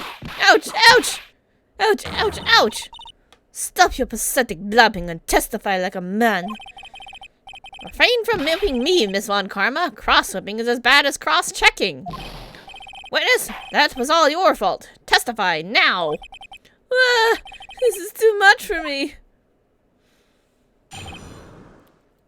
What he saw. Oh, Lord. Larry, I knew it. Okay. I was at the lodge out in the mountains looking up at the stars that night. I walked through the bridge a number of times, but I didn't see a snowmobile. I didn't see anyone at the bridge that night either. The girl I was waiting for didn't show up. My teacher died on me. I'm all alone now. Aren't I edgy? Witness, please refrain from talking directly to the lawyers during your testimony. I'm just a nobody! Nothing but a small, worthless man, aren't I? And why wasn't I asked for my name and occupation or anything else? Mr. Edgeworth, this man seems to have quite a severe inferiority complex. He's recently been the cause of numerous incidents. I think he's finally realized for himself just how much of a nuisance he has been to other people. Yeah, that's right. I'm buying everything, every case. Watch out, okay? Just touching me will make you eternally unhappy. I mean, not wrong. Not entirely wrong there. Well then, let us proceed with the cross-examination. With no touching, thank you. We can delve into other details at a later time. What he saw. Great. He was at the lodge looking up at the stars. How can you look at the stars when it was snowing? Whatever is the matter, Mr. Edgeworth? This one single statement is so full of contradictions. For a moment there, I thought I was going to collapse. So, witness, any idea as to where these contradictions in your testimony lie? Depending on your answer, I may still stay in my whip. Okay, give me a minute. Well, it was snowing that night, so I couldn't possibly have seen the stars. That rundown shack is hardly a lodge, is it? And even if the stars could be seen, it isn't like I was there to look for them, right? See, you can do it if you try. Ouch! There's only one issue here. What you saw at Dusky Bridge. Walked the bridge a number of times. Number of times? How many? Maybe 5 times? I went once every 20 minutes. Which means I spent almost 2 hours at Heavenly Hall that night. You bet! Real love is about waiting with your heart in your hands. Love, you say? It was this man's intention to summon the defendant to the small shack, using this blackmail letter. Blackmail? No, that was simply a product of overflowing love. Ah! You huffy, puffy, loosey-goosey excuse for a whimpering, whining wuss of a witness! So, what did you see? I hope for your sake you saw a snowmobile. You huffy, puffy, loosey-goosey excuse for a whimpering, whining wuss of a witness, eh? Well, you see... Being called those names doesn't seem to bother him at all. Didn't see a snowmobile. Why did you stutter, Larry? Larry, you really didn't see it? Hey, no need to hit your desk. I can hear you. I didn't see it. I didn't see a snowmobile. Why is he stuttering? Larry, say snowmobile for me, please. Snowmobile! If you truly have nothing to hide, then why are you stammering like you just flew over a cuckoo's nest? Shut up! What is this? I don't know! Don't ask me! Seems that I'll need to start from a more obvious contradiction. I'm going to strike the blow that will finally get him to spill the beans. Didn't see anyone at the bridge. You didn't meet anyone? That's right, because I've got nothing to do with this. I'm just here to buy some Viridian paint, okay? Come on, I expect to see those Crimson Lake faces now.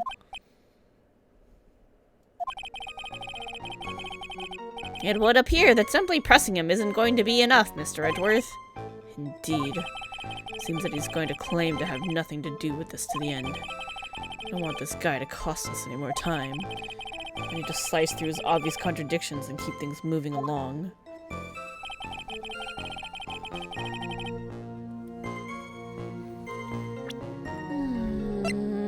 Should we weather report him?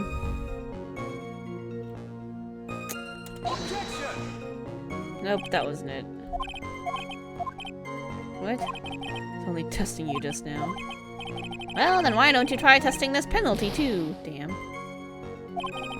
Looks like I shouldn't have spoken in haste.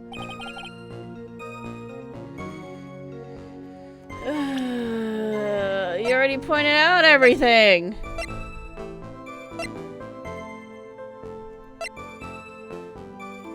Courtyard where Lee Stoneman was murdered.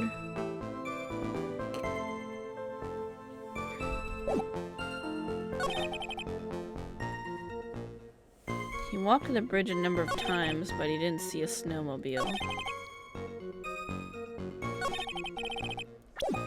He didn't see a snowmobile, and he didn't meet anybody.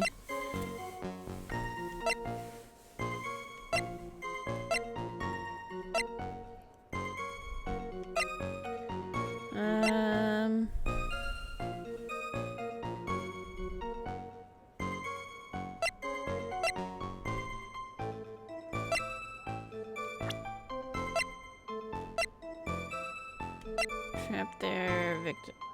Apparently with the victim at the time of the crime, currently missing.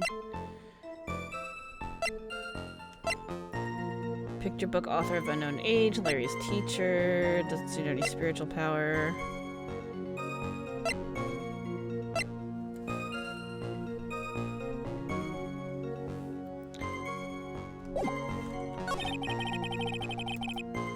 We know he met with Phoenix at the bridge. Objection! Larry Butts. I can understand why you might want to throw your old life away.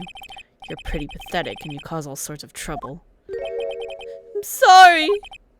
But, having realized just how much of a nuisance you have been, that could be considered a step in the right direction. Edgy, are you trying to console me? Certainly doesn't sound that way to me. However, I cannot forgive you for simply turning away from the incidents you create. You're totally pinning this on me! Now then, let us talk about the night of the murder. Sister Bikini, after seeing the murder take place, asked Phoenix Wright to report it. Thus, he headed for the public phone by the bridge. There, he happened across a certain nefarious individual. You, Larry Butts. That's right, me in the flesh! Listen carefully, witness.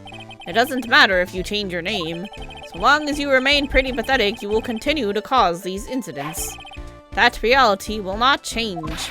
But what do you want me to do then? Stop being an idiot. Larry, what you need to change is your inner self. But for now, what you saw that night. Testifying truthfully about this one issue is all I need from you. Itchy, I think I've finally woken up! Well, I guess they could still be sleeping. But anyway, I'll do it! I'll testify!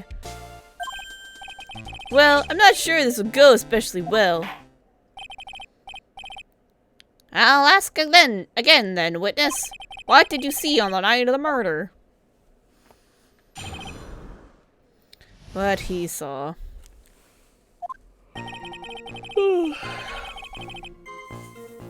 Went to the shack at around 9, so it would have been about 10:30 p.m. I was lying under my bedding when a white flash almost blinded me. I looked out the window and Dusky Bridge was on fire. There was still some thunder, but I went right away to check it out.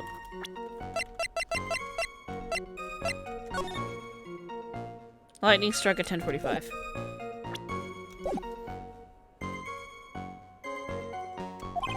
That's when I ran to Nick. You certainly saw quite a lot, didn't you? So, what happened to the bridge after it caught on fire? He was like me after a 3-day stint chasing a girl. It totally burnt out, like almost totally gone. I mean, trying to cross that burning remains was what caused Nick to fall. What did you say? Oh, don't worry. It's nothing life-threatening. He just caught a cold. I never know what's that man if he should be called lucky or unlucky. Now, Mr. Edworth, please commence your cross-examination. What he saw. Part 2. Went at around 10:30. What did you do out there in the cold for an hour and a half? Well, if you really must know, I was busy being excited, I guess. Excited? Dare I even ask? Set the meeting time as 10 p.m., right? But I couldn't wait. I thought she might come early, too. Well, it appears she didn't come at all in the end. Because they never arranged to meet in the first place, did they? Shut up! Don't go picking my fond memories apart! Anyway, I was getting a little worried. Thought maybe Iris had lost her way. So every 20 minutes or so, I went out to the bridge. But I didn't see anything particularly suspicious. I didn't have anything else to do, so I went back to the shack to wait for her. Lying under his bedding when a white flash blinded him. This light was, of course, lightning! Like, kapow! Like a slap from Naomi, honestly. A big bada boom! A little like that? That's more like a punch from Miranda. I have questions. Witness, did you actually see the lightning hit the bridge? Well, I was a bit startled by the flash of light, so... Dusky Bridge was on fire. Seeing that, what did you do? What do you think? I was burning up as well, from the fire in my heart. That's why you went to take a look at the bridge? Well, to be honest, it was freezing cold, so at first I thought, forget it, I'm not leaving my covers. But it had pretty much stopped snowing, so I don't know, I changed my mind. I'm not sure I care for the forget it attitude you had at first, witness. Still some thunder, went out to check it out. Hold it! You said right away, but exactly how long after the strike was that?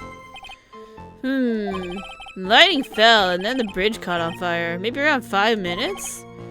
I mean, I suddenly thought, gotta go check this out. How far is the small shack you were in from the bridge? Hold on, well, it had pretty much stopped snowing. I guess about a 5-minute walk? And how did Dusky Bridge look when you got there? Like I had recovered a piece of my childhood. I mean, not even the bonfire kids make during school camping trips can compare. Well, should I press him for a little more info? Why did you call me, buddy? Larry, let me ask you one thing. What is it, Edgy? What's with a serious face? Why didn't you call anyone? Huh? What do you mean? Normally, when faced with a towering inferno, one would try and tell someone. There's a public phone right by Dusky Bridge, correct? Well, of course I thought of doing that. So then, let's hear why you didn't. Huh? Yeah, okay. A reason. My reason isn't that I didn't try to tell anyone. I just didn't have time to, okay?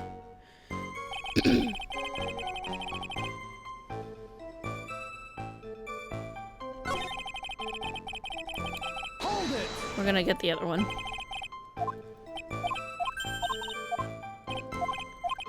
Okay. Why'd you go to the bridge?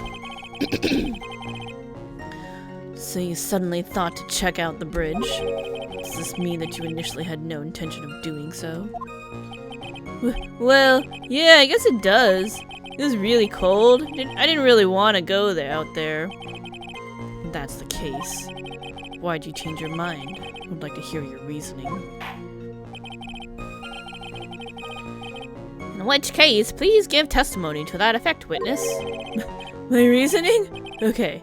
Reasoning, is it? Thought I'd never get another chance to see something so big burning. Hold it! So you decided to go and see what was happening? That's right, we're talking about a massive suspension bridge burning up to high heaven. That's not something you see every day. Real spectacular. Like really special? Can we really trust a witness who is unable to pronounce spectacle? I seem to love hitting this poor witness below the belt. Well, my motto is to hit life back as hard as I can. Ah!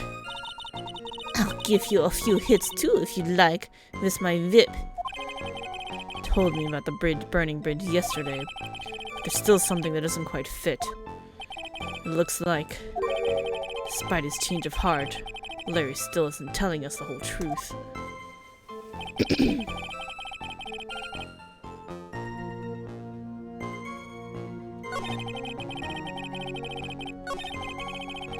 Dusky Bridge was on fire. Still some thunder. I went right away to check it out. Thought he'd never get a chance to see something so big burning.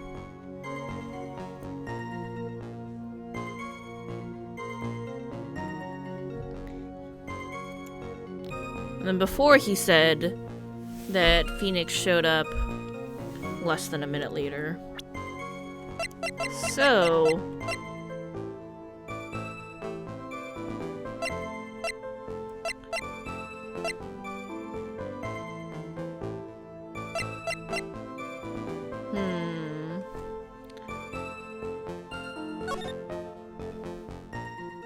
Attraction from main gate to Dusky Bridge.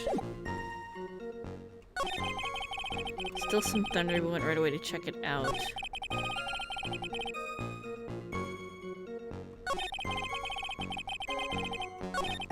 Went to the shack at around 9, so it would have been about 10:30 p.m.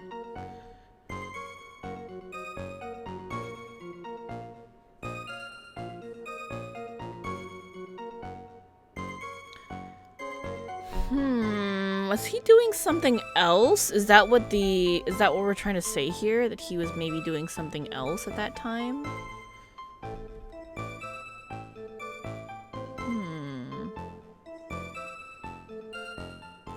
Hold on, let me press him again here. Up there for an hour. He was busy being excited. Thought she might come early.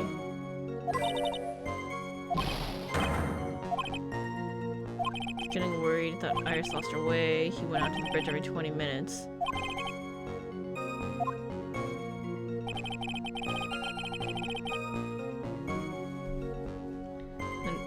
And then he was lying on his bedding and a white flash blinded him. Dusky Bridge was on fire.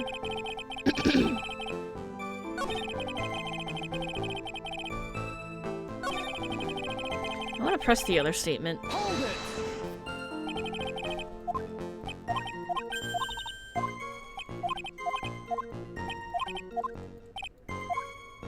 Why didn't you call anybody?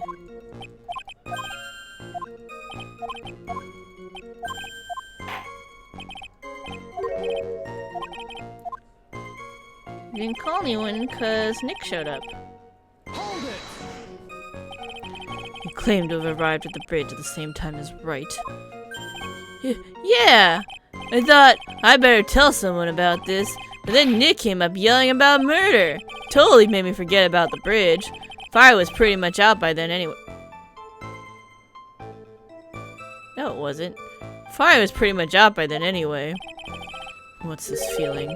Suddenly have a terrible case of unease. It was after contacting the police that Phoenix Wright fell from the bridge, correct? Yeah, that's pretty much it, more or less. Told me about the burning bridge yesterday. Still something that doesn't quite fit. Alright. So, the timing of this is what's bugging me the most. That's the only thing I really have evidence for, I think. Oh shit. Lightning didn't strike till 10:45.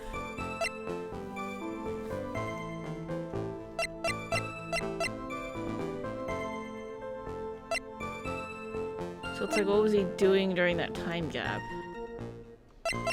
You know? Alright, let's give it a go. Wait, hold on. Waiting for you tonight at 10 at the Heavenly Hall. Make sure you come unless you want your secret to be exposed. That's still very sus, but anyway.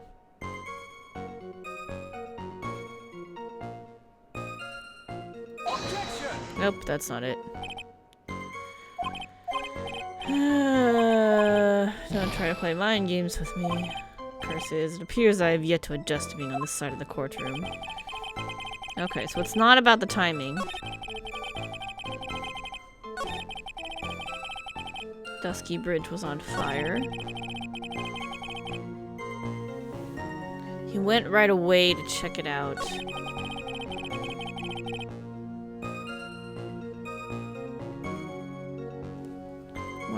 Okay, so the choices are Nick showed up a minute later, or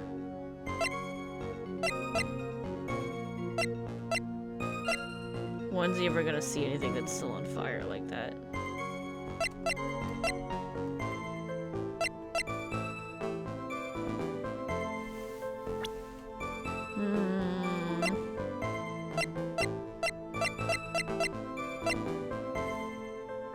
I don't know where to go with this. None of the profiles are gonna help me. Okay, so we gotta look at the evidence and think about this.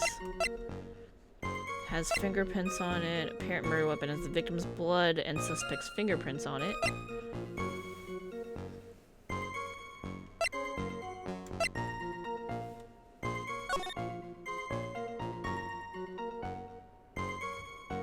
We're waiting at 10.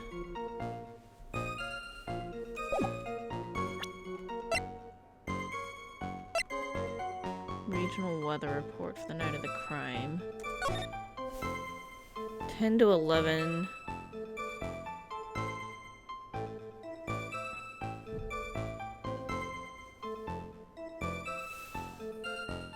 "30 minutes passed between the fire starting and going out." Maybe that's the thing. There's still some thunder. He went right away to check it out.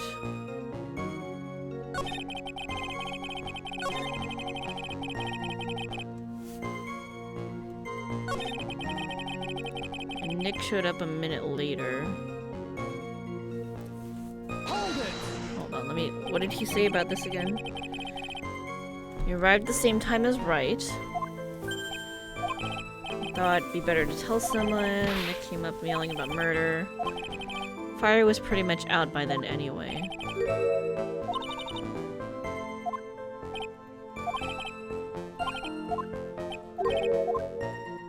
I think it's that statement.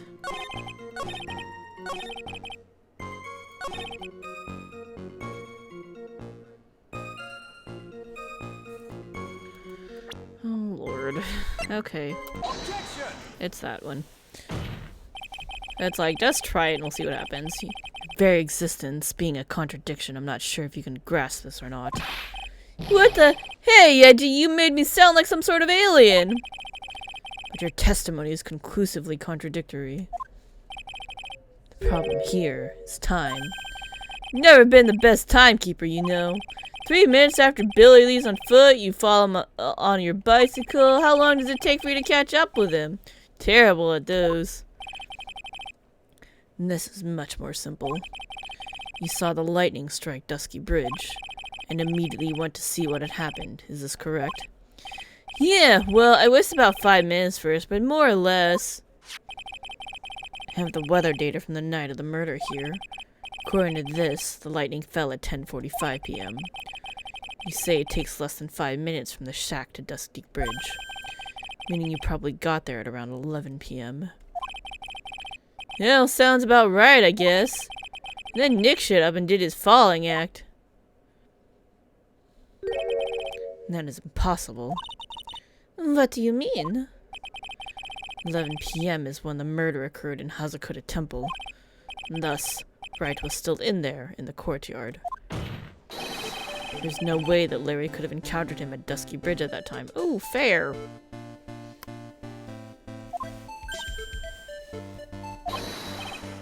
Excuse me, I have an objection! You do? Reggie, how many times do I have to say this? I'm not Larry, I'm Larry Stone-Im. Ah! It has not been proven that the murder occurred at 11 p.m. The sister only said around 11. In which case, it would have been earlier than it could have been earlier than that. Watch your footing there, Miss Francisca von Karma. The slope ahead is slippery. For there's still no way that Wright could have been at Dusky Bridge at 11 p.m. And why not? It is clearly written here in the weather data report. It took it around 30 minutes for that bridge to burn out. And therefore, the bridge must have been burning until at least 11:15 p.m. Which means what exactly? Wright did not see the bridge while it was being consumed by flames that night. In fact, he did not arrive on the scene until after the flames had died down. Larry, you arrived at the bridge at 11 p.m., but Wright did not make it there until at least 11:15 p.m. I suggest you stop hiding things and just tell us the whole truth. Now then, what happened during these missing 15 minutes? I feel like I just got brutally woken up by toilet splashback. Ew. I guess I was still sleeping after all. Larry, ew. Order, order, order! So, there was a missing 15 minutes prior to meeting Phoenix Wright. I hardly see that as much of a problem. Yeah, not much of a problem at all. Really? The bridge is burning before your eyes and there is a phone right next to it. Why then did you not report the accident? Yes, witness, why didn't you? Were you there to simply watch the bridge burn? And therein lies the problem. For even after the bridge had burnt out, he was still there. Staring into space, this witness didn't even attempt to fulfill his civic duty. That's what it sounds like. But this is Larry we're talking about. And even he is incapable of being so stupid. Which means that there has to be a reason for his inaction. Hiji, you think it's about time I got serious with you, dude? Just as I thought, you've been playing with us all this time. Listen, I'm gonna tell you everything. Are you sure you want to hear it all? Yes. I may really say it this time. Everything. Ah! Then say it. Very well. I have a terribly bad feeling about this, however. Let's have the witness finally give us the whole truth. Now, for this 15-minute gap, what were you doing, witness? The missing 15 minutes. I'm a donim. I'm an artist. What do you think I was doing? sketching in front of the bridge. I was whipped up in a frenzy of art. Shock and awe that I was feeling, I transferred it all directly onto the page. Before I realized that the flames had gone out and then he came running up. So he's claiming that he was sketching it and painting. Where's your painting, buddy? I suppose artists can be strange folk. That's right, I'm willing to sacrifice everything in order to draw the perfect sketch. Including the truth from the sound of it. Mr. Edgeworth, has this removed the last of your doubts? Not at all, Your Honor. One very large doubt still remains. And what would that be? This is a surprisingly believable story, especially considering the source. So why did he think he needed to hide it from us until now? I intend to drag the reason out of him. You'll regret this, Edgy. Oh, Lord. Missing 15 minutes. How bad's this gonna be? What do we think he was doing? Tell us, Larry. Your name is Larice, get it right! Mistakes like that are what keep you from being popular with the ladies like I am. Just who exactly are you? I'm Larice Donim, apprentice extraordinaire. And that's what he calls himself in any case. And you are an artist? Of course, I'm an artist, the real thing. And yet again, that's what he calls himself.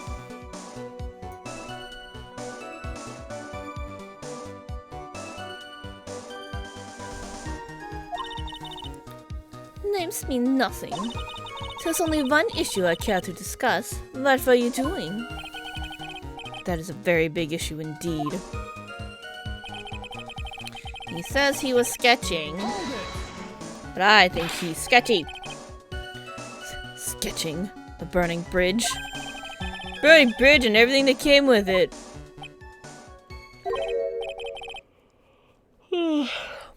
What came with it? You want to hear this from my lips, do you, Edgy? You regret this. That sketch of mine is... enough. Just take that ridiculous sketch of yours out already, witness. What are you talking about? I don't know what you mean. That does indeed appear to be the fastest solution. I'll leave it to you, Mr. Edgeworth. What should I do? I've got a terrible feeling that the instant this sketch is revealed, the entire world may be changed by what is depicted in there. We're gonna have to look at it. We're after the truth here. Larry, I wonder if you could show us your sketch, please. Well, even I couldn't imagine it turned out like this.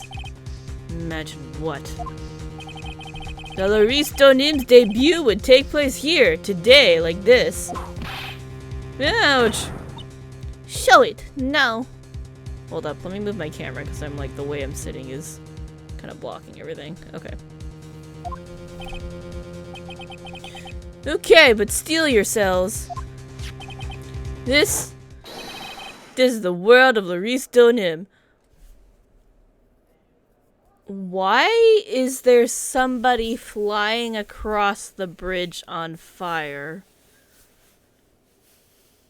What? What the fuck?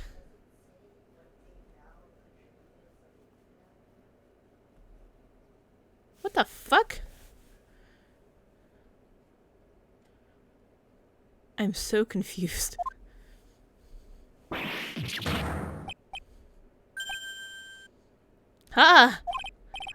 Well.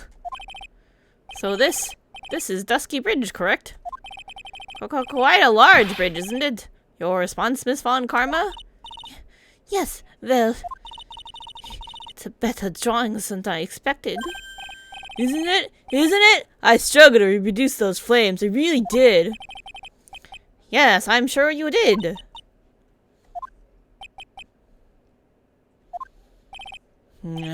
This is going to get ugly. No one has the courage to bring it up, it seems. This mysterious flying object.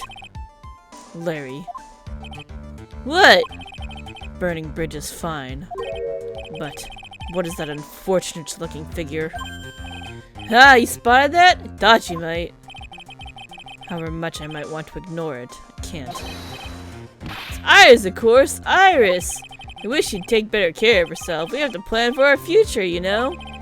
What would have happened to her if she had injured herself flying like that? I have a lot of questions. Larry, please, answer this next question honestly. Okay. Are you really claiming to have seen this? Are you claiming to have seen the silhouette of the defendant flying over a bridge that was engulfed in flames? Yep, that's what I saw. That's why I drew it. I'm an artist. A real artist. You... Hi? The girl, she's really high up in this picture. Yeah, I think are you high is a pretty good question for Larry.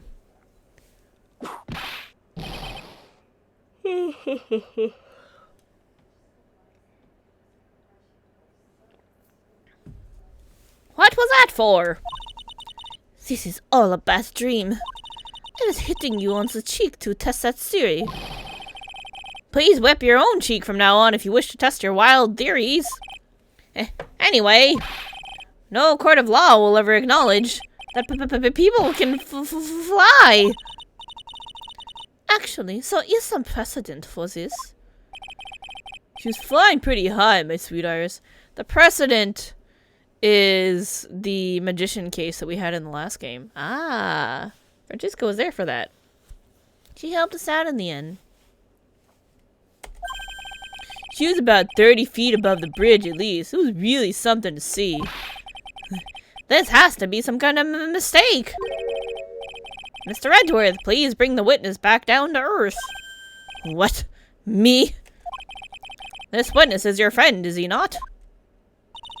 Accessory to foolishness, Miles Edgeworth. Let us get back to the cross-examination, by force if necessary. Mr. Edgeworth, I expect you to expose the obvious contradiction here. Yes, Your Honor. Looks like I've got another reason to remember this moron. Well, what do you think of my debut piece? Get that thing away from me. Larry's sketch out of the court record. Horrible sketch of what he saw the night of the crime. This is probably another piece of clothing that's just flying around and on fire. It was windy, you know, so... Now, hurry up and cross-examine him. Sketching in front of the bridge, he was whipped into a frenzy of art. Hold it! What do you say now that we have it? Could the reason you were so excited be? What do you think? My girlfriend was flying through the sky, almost 30 feet above the bridge. Felt like I might start flying myself. If only you'd be so kind as to fly out of all of our lives. Anyway, I completely lost myself when I was drawing the scene. Her white hood fluttering. Hold it! So where did you see the sight from? Hey, no need to shout! When I was lying in bed, that rundown shack, the crack of the lightning bolt made me realize that the bridge was burning. I just watched it for a while from there, thinking how nicely it was burning. Then after about 5 minutes, I saw it. Is that the defendant flying? That's right. That's when I decided to go to the bridge. I see. That all makes sense. Aside from the sketch itself. Yes, the sketch doesn't make any sense. I just need to convince the artist that his work is ludicrous. Shock and awe. He transferred it all to the page. Transferred everything directly onto the page. And that is the sketch here. Yep, sensational, isn't it? Or should that be scandalous? Put my mind at ease anyway. It did. That's right, the reason she didn't come to me, even though I waited for her, was because she was trapped on the other side of the bridge. Could it be that Iris undertook that dangerous, desperate flight in order to reach me? That's gotta be it! Alright, go me! Ouch! Continue, please. Flames had gone out and he came running up. I know what we're looking at. I just wanted to see what he has to say for himself, because it might give me ideas and hints for later. You forgot the passage of time to that extent, did you? Well, once I get caught up in something, I tend to forget everything else. That's true. He's always been that way. Guess he's not lying about that, at least. Or the camera in its, like, lack of good transparency is, like, bothering me. Oh, I think it's because that camera angle's off. That's probably why I had to move the actual camera. Phoenix Wright has appeared on the scene after 11:15. Did I skip a dialogue by accident? Might have. If he was strong until then, that dispels all doubts. Aside from the doubts of his humanity, eh? Alright, hold on. I'm gonna fix the camera real quick. Meep. You need to face this way.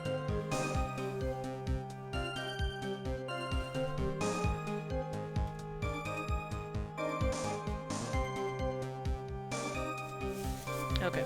Now, if we refresh it, maybe it will pick up the light correctly.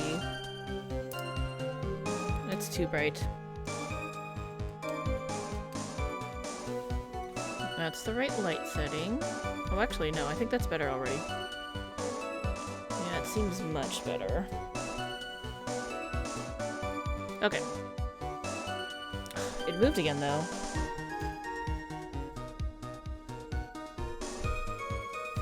There we are. Yeah, it's actually pointing at me. Alright. Aside from doubts of his humanity, eh? There's a big clue waiting for me in this cross-examination. This testimony does nothing less than mock the court. But I'm sure that there's a vital kernel of truth hidden in it somewhere. Sketching. Her white hood fluttering, except she wasn't wearing it. We already established that. Alright, ready? Objection! Larry, what did you really see that night? Not that I particularly care. In your position, that's just being irresponsible. I do exactly what I saw! I'll give you a whole $1 that it's the truth. That's truly the case. And there's one thing that we can say for certain. What might that be? The person who flew over the bridge could not have been the defendant Iris. What? What do you mean? I don't understand. Ah!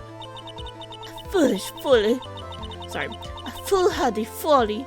A foolish statement made by an equally foolishly foolhardy fool. How exactly can you make this claim? Tell us, Larry. According to this picture, the individual whom you saw was wearing a hood, correct? Of course it was! That rundown shack is quite a way from the bridge. Hood is what told me that this floating angel was my Iris. This hood is my darling Iris, and Iris is my darling hood. It seems there are bigger fools than this well since the one at the defense's bench. Larry, there's something you need to be made aware of. On the night of the murder, Iris wasn't wearing her hood. She had given it to Wright as a gift. Are you going to change your story now? Perhaps suggest it was Wright who took flight? What are you talking about? I think you understand what I mean just fine. Why? Why did Nick have Iris's hood? What? Edgy, what's going on with Iris and Nick? Oh my god, he's focusing on the wrong thing. Why, you Nick, you dog!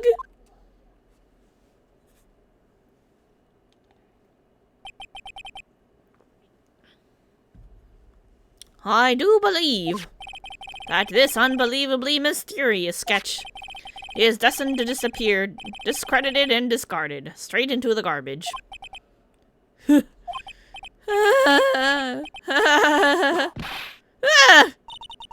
What is it now, witness? It feels like I've been waiting 25 years for this very day to come. Are you 25 years old? Yep. All his life, that's what he's saying. Edgy, today's the day I get to completely stupefy you. What? What is the meaning of this your outburst, witness? Hate to have to do this, but I have some definitive evidence. Definitive evidence? Iris did indeed come flying over the burning bridge, and I, Maurice Donim, shall prove it.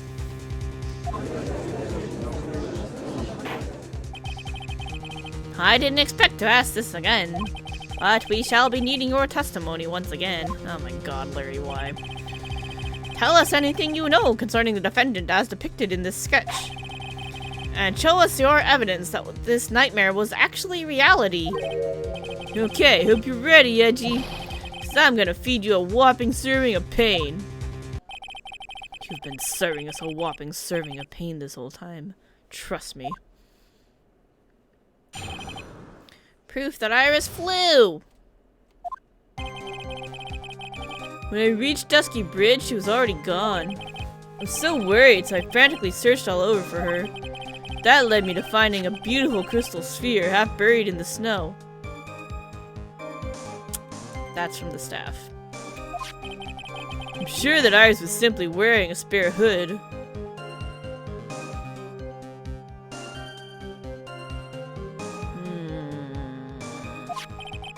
After all, no one else could have lost the crystal sphere that night.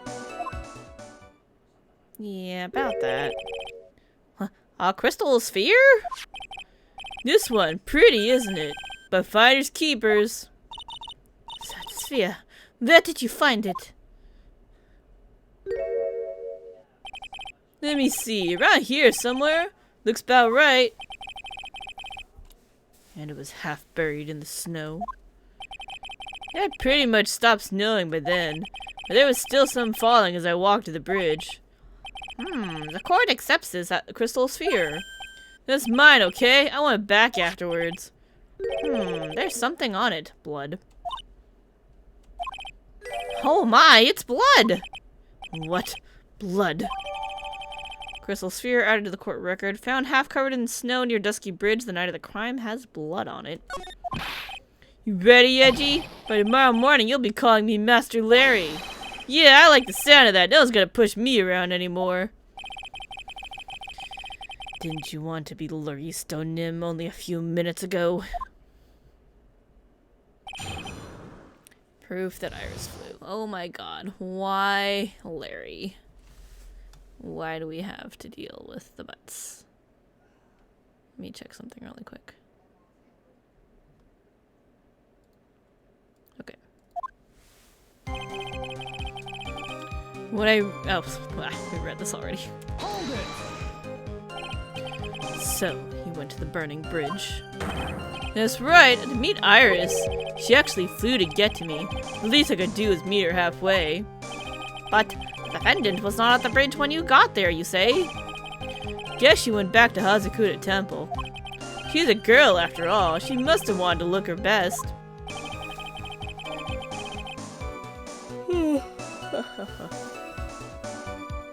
Must be lovely to live in the fantasy land of Larry's mind. Hold on. One besides the sphere thing aside. The sphere thing aside. What side of the bridge did Larry sketch this from? Because she's heading left. And from where he was... So he was here, and he would have been coming up this way. So from his perspective, left would have been that way. This way. Unless he went around to the other side here and sketched it. But that's kind of weird, like why would he do that, you know? That's pretty weird. Just saying. Actually, it's so depressing that I can't even work up the energy to point. So, what did you do next? Searched all over for her. So you searched all over for her? She was flying pretty high, you know. I thought maybe she slipped on her landing and got hurt. Hey, it was more than possible. Also, when I headed out to the shack the first time, I was snacking on a banana. I was pretty sure I threw the peel away somewhere around there, so you know. One guy really be this stupid. So, did you find any signs of her so-called landing? I don't really remember. Kept on falling over myself and kind of lost it for a while there. You fell over yourself? Yeah, the snow is deep and there was even a banana peel out there.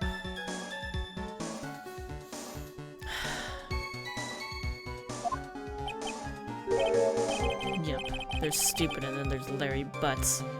True. Short of it is that you didn't find any signs of her landing, correct? Then what happened next? Found a beautiful crystal sphere, half buried in the snow. Half buried? It was sitting in the snow with a little gathered on top of it. It was very hard to spot, actually. I mean, it was dark out, too. I'm impressed. You did well to find it. No matter what you may think when you look at me, I'm a pro. Genius security guard. You're not a security guard right now, Larry. Used a pen light I borrowed from my company to help in my search. And it sparkled really brightly as if it was saying, "Here I am" to me. It does indeed look very much like a crystal sphere on Iris's hood. Ah! Need I remind you that she was not wearing her hood that night? That's why he thinks it was hers. Hold it! He thinks she was wearing a spare hood! Each nun is assigned their own hood, and they are assigned only one. I didn't know anything about that, okay? And Iris is special, right, dude? Even if she did steal a spare hood, I'll forgive her. This is getting us nowhere. Our destination for the day, it seems. However, the crystal sphere was found near the bridge. That is a fact. If it didn't come from a hood, where could it have come from? That is the question I aim to answer. No one else could have lost a crystal sphere that night. Bullshit. Let me confirm this one last time, Larry. The reason you thought that this was Iris are the hood and this crystal sphere, correct? That's right, my gut is never wrong. I met that old bikini the next morning, and her crystal sphere was still there, safe and sound. Indeed. She was wearing it in this very room earlier today. This case isn't going to end without a fight. Exposing the obvious contradictions in this testimony will be easy, but I fear that all that awaits us are further mysteries. Let me just...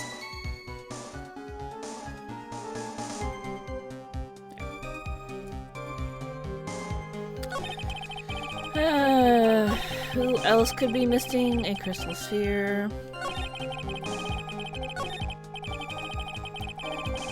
No one else could have lost one, you say? Objection! Larry. Oh, sorry. Larry. That night, there was someone who lost a crystal sphere. There was? Who? Who is this stupid idiot? Miss Elise Donim, the mentor to a stupid idiot. The victim?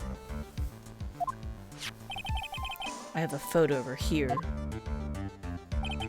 And on the end of her staff, you can see a familiar-looking crystal sphere.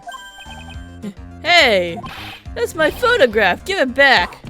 Ouch! A crystal sphere like that is quite easy to find. I have one just like it on my brooch. They look nothing alike. In any case, please take a look at this. This is the victim's staff found at the scene of the crime. Ah! That crystal sphere! It's gone! Whoa. What? What? What? What? What? Just what does this mean? If anyone jumped or flew across the bridge that night, it certainly was not Iris. After all, she was not wearing her hood. More importantly, the crystal sphere found at the landing site was not hers either.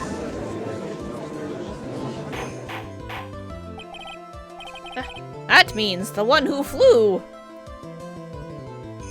like trying to find a good spot on the lighting where it won't like wash out when the scene changes. I don't know. We'll see. And dropped the crystal sphere. Was the victim Miss Elise Donim?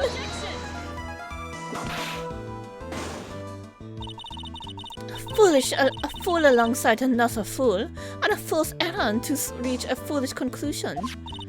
First of all, this sketch, which I prefer to call a scribble, is ridiculous.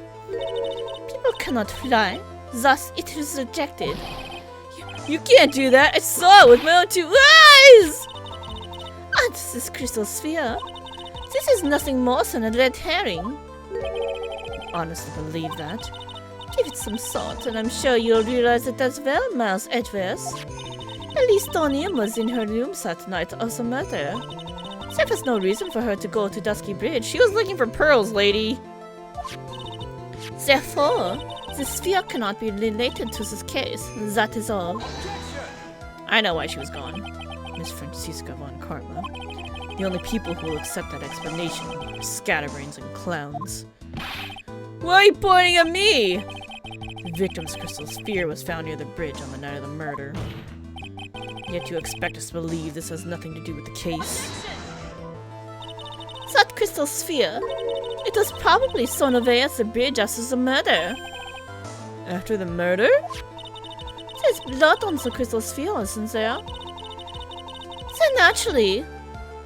This naturally suggests that it was thrown away after the murder took place. The killer placed it there to sow the investigation of the scent. Which is the exact same reason that he drew that ridiculous sketch.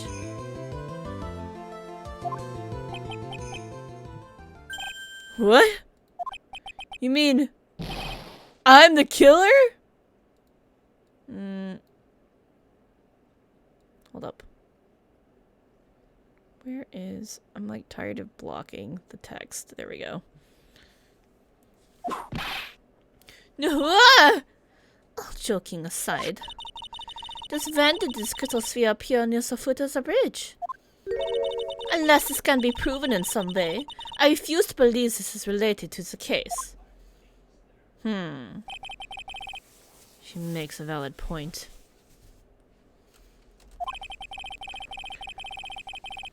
There's no evidence that Elise Donim left Hazukura Temple that night. But I know she left. I know why she left. She went to go look for Pearl. Because we ran into her as Phoenix.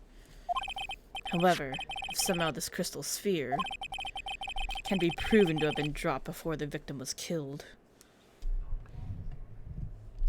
Making adjustments to try to get the lighting a little bit better. Okay. And this case is going to transform into something else entirely. Your response, Mr. Edgeworth? I want your final opinion on the disposition of this crystal sphere.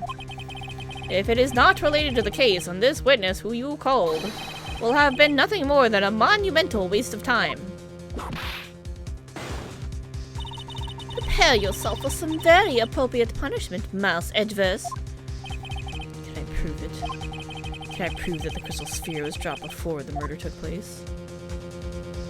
Yeah, the snow, right?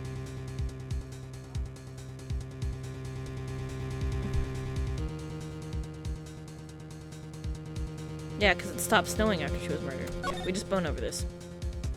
Can I prove it? That isn't the issue. To simply prove it, that's the only option. That's what he'd do. That's the way Phoenix Wright would do this. Yeah, respect me! Your Honor, allow me to prove something to you. I'll prove that this crystal sphere is vital, is a vital link to solving this case. You'll do what? That look in your eyes. You remind me of Phoenix Wright when he is cornered. And that should come as no surprise. Because right now I am Phoenix Wright and I am cornered.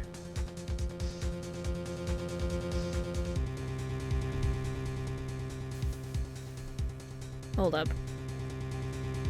I gotta do a thing for you all. There it is. Cat came back.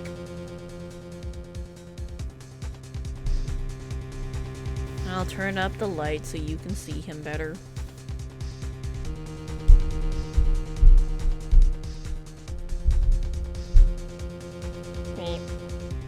There we go. Game, please. There we go. I order you to present your evidence, Mr. Edgeworth. Evidence that proves the crystal sphere was indeed dropped before the murder. Is it not the crime photo we're looking at?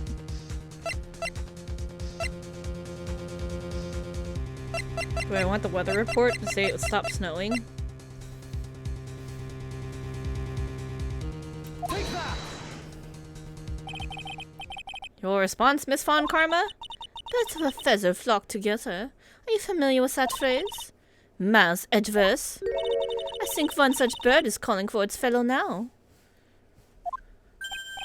Go, go, Edgy, do it, prove it, win, win, win! Oh lord. He's cheering. It's as though I'm listening to ominous cause of ravens. So, Mr. Edgeworth, what will you do from here?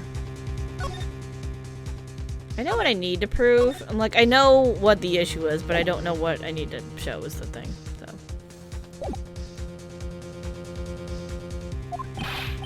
One more chance, Your Honor. I can't turn back after coming all this way. Time of the murder and when the crystal sphere was dropped. I need to prove that the latter happened first. I mean, aren't we looking at it?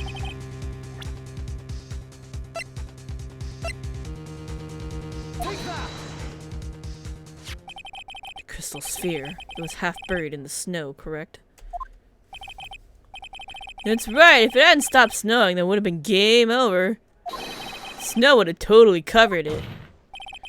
That's all I needed to hear from you, Larry. Your testimony makes one thing quite clear. What? When the crystal sphere was dropped, it was snowing, even if it was ever so slightly. Snowing? On the other hand, let us look at the scene of the murder. As proven earlier today, there is no snow on the victim's body. Ah! And therefore, the crystal sphere must have been dropped before the murder. What? What? Order! Order! Order! On the night of the murder, the victim did indeed go to Dusky Bridge. And there, something occurred that caused the staff's crystal sphere to come loose. What could that have been? The sphere. There's some blood on it, isn't there? Allow me to raise a certain possibility at this junction. The real crime scene was near the foot of Dusky Bridge.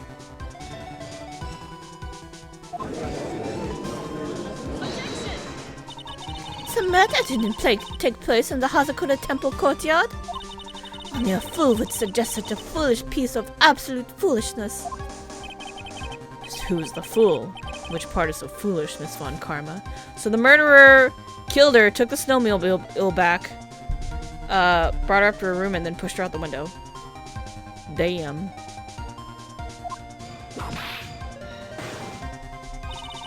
Have you been paying any attention this whole time, Miles Edgeworth? The sister saw everything. She saw the victim being killed by the defendant in the Hazukura Temple courtyard. That's not exactly true, now is it? To put it more precisely, what she saw was the murder weapon being removed from the victim's body. That's the same thing! No, it's not. No, it isn't. You said it yourself. Very little blood is actually lost at the moment of a blade's insertion. If you want to talk about when the most blood would be lost from a body, that will be when the blade is removed. That statement is the truth. The Dusky Bridge could very easily be the scene of the murder. The murder weapon was not removed, thus there was no bleeding. You're forgetting one vital thing, Miles Edgeworth. At least O'Neill's body was found in Hazukura Temple. On foot it takes 15 minutes to travel from Dusky Bridge to Hazukura Temple. You mean to suggest someone carried the body all that way? Snowmobile. We made it this far. The only place to take this is to the end. I just need to prove that my version of the events is also perfectly plausible. Now, if the defense is ready, the court would like to have an explanation. Please show us the method by which the victim's body was carried to Hazukura Temple. Easy. Tracks photo. Take that! On that snowy night, there's one way the body could have been moved. The snowmobile. As we know, the snowmobile was used that night. It was explained as having been used to dispose of the murder weapon, but it could have also been used to carry a body. Ooh, did you check it for blood, my broods? Order, order, order, yeah! This is completely unacceptable, Miles Edgeworth. You've dug yourself into your own grave. What do you mean? The only one who could have used the snowmobile was the defendant. She is the one who moved the body. Doesn't that put some final nail in your coffin? You're too late, Franziska von Karma. And in fact, the defense has proven something else entirely. We've shown that this case requires further investigation. What? Where was the victim Elise Donim really killed? If her body was moved, whatever for? And finally,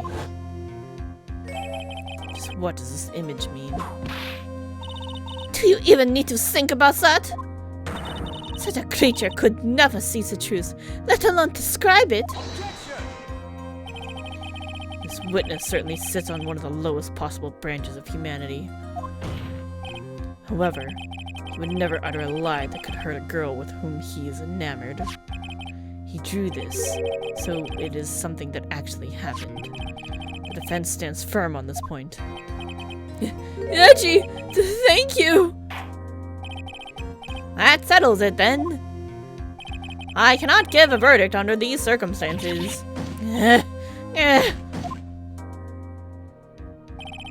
Right. I seem to have fulfilled my part in this. It's just as I thought. Franziska von Karma, you make a wonderful partner. Excuse me? There's one reason and one alone for me being here. To expose the darkness lurking in this case, and pass it on to Wright. Really? That's what this was all about? You could have just told me that from the very beginning. Then I wouldn't have had Francie whipping me all. Miles Edgeworth, I don't care about what you were here to do. This was my chance to finally grind you onto my heel. Shame that your chance seems to have slipped you by. With shame, Francie! This is all your fault. Such a terrible witness. You're an affront to all the legal system stands for. Ow! I demand satisfaction! She demands satisfaction, buddy. I cannot believe that the witness's testimony relates to an actual event. However, there has to be some sort of answer for the questions it raises. Have his words here today been the truth or lies? Next time we gather in this courtroom, those are the matters that shall be addressed. I am counting on thorough investigations by both the defense and the prosecution. And with this, the rest is up to you, Wright. Court is now adjourned. She came back to the States for this.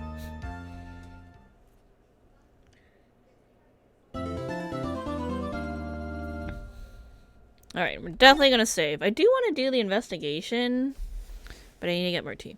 So, I'm gonna save. And then we're gonna put the music on. We're gonna take an ad break while I go boil some more water and get some new tea.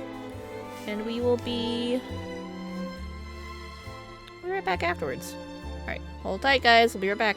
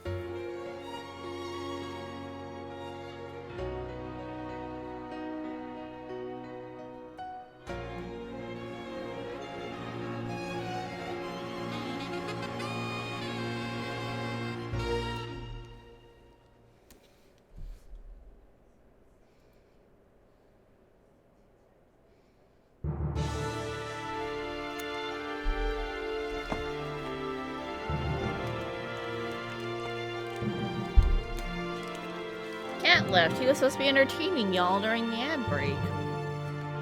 Alright. Well, we're back. So, let me check a couple things here before we get back started. Okay. Pause the music, and let us continue, shall we, with our investigation. It's investigation day. February 9th, 3:43 a.m. Hottie Clinic! Oh my god, why is it always here in the damn Hottie Clinic? Intensive care unit. Alrighty. Gotta wait for the tea to steep a lit. I'm still up at this hour, reading through the trial record of a certain case. It's the first case my mentor, Mia Fey, handled in a court of law. The horrifying truth that I refuse to accept is holding me hostage here within these pages. Dahlia Hawthorne. What I have read, I don't want to believe. What is written here? This isn't the Dahlia I knew. After falling into Eagle River... Sorry, I'm adjusting. That one. I was somehow miraculously saved. But I ended up catching a cold that seemed to knock me around the world and back. I feel dizzy, my ears are ringing, my throat burns, and my head is on fire. But I will recover. I have to recover by this afternoon. I have to meet with the most ill-tempered witness imaginable. But I know that he will be able to help me with them. Somehow. Very is the most ill-tempered witness imaginable. February 9th, 2:43 p.m. Dusky Bridge. That shit got burnt up. How are we gonna... Maya is still stuck on the other side. Like, are we gonna do anything about that? Right. Are you sure you're well enough to be doing this? You still look a little green in the face. Or maybe Viridian and Artist speak. Oh my god, Gumshoe, did you pick up the damn book? Actually, my fever has gone down quite a bit. How's your temperature now? Only 102.2 degrees. Nothing to worry about.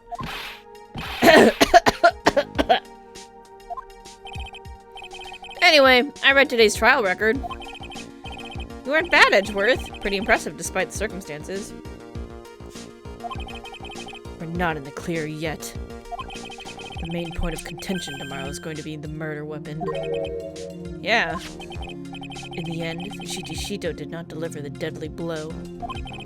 Which means there must be another sword hiding out there that we don't know about. Another sword, huh? Don't you worry about a thing, pal. I'll dig up the murder weapon myself, or I'll eat my coat. Thanks again, Edgeworth. I'll handle things from here. Heh. It is probably for the best. Actually, I was thinking about paying the old precinct a little visit. Something I want to look into. And that is our client's background, naturally. Me and Iris, sir? I have the feeling that we've met before. Yeah, me too. All I want is confirmation, one way or the other. And since I probably won't be getting that from you...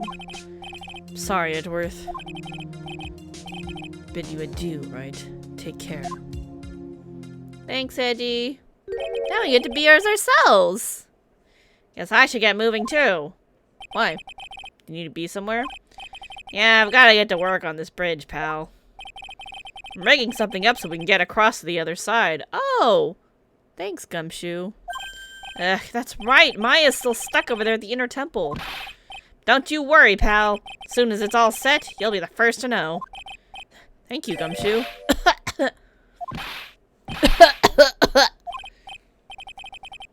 No problem, pal. Just try not to give me that cough of yours, okay? Alright, I'm off. Thanks, Gumshoe. Hang in there, Maya. We'll get you out. Promise. In the meantime, I gotta continue collecting evidence. Let's look around. That thing looks like it's ready to collapse. At least more than it did before. According to Bikini, Eagle Mountain is very prone to earthquakes. Ooh. Which reminds me, if If my memory serves me correctly, Edgeworth isn't exactly a fan of earthquakes. Looks like it's about 20 yards to that cliff over there. I can't see the inner temple from here. Really hope Maya's okay. Hazukura Temple doesn't have a single private phone line. And there aren't any houses in the area, so I guess Bikini is the only one who uses this. Really wish I had brought my cell phone with me. There's a narrow path going off in a different direction than that of the main hall. Looks like someone's taken the effort to write to Heavenly Hall in the signpost.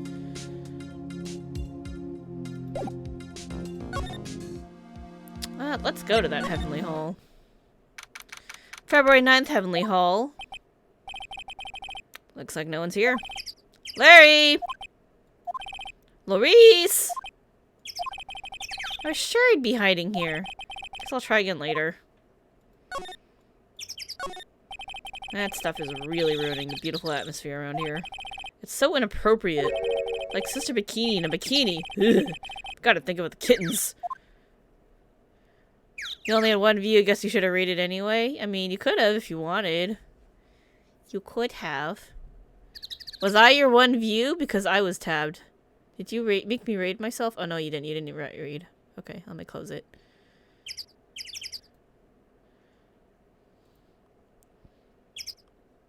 Yeah, there's so... The sister here. Her name is Sister Bikini. She's special. I wasn't? No, I have you tabbed. It's muted, but you're still tabbed. Like, it's literally open right now. Oh, I wasn't the view? Aww.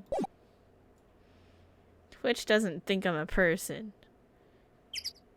Muted means it's not a view. No, it's tab muted through an app, not the video. It's an extension on Chrome that just mutes the tab. So the tab thinks it's playing audio. But I don't hear it. That's Dusky Bridge up there. It's amazing how clearly you can see it from so far away.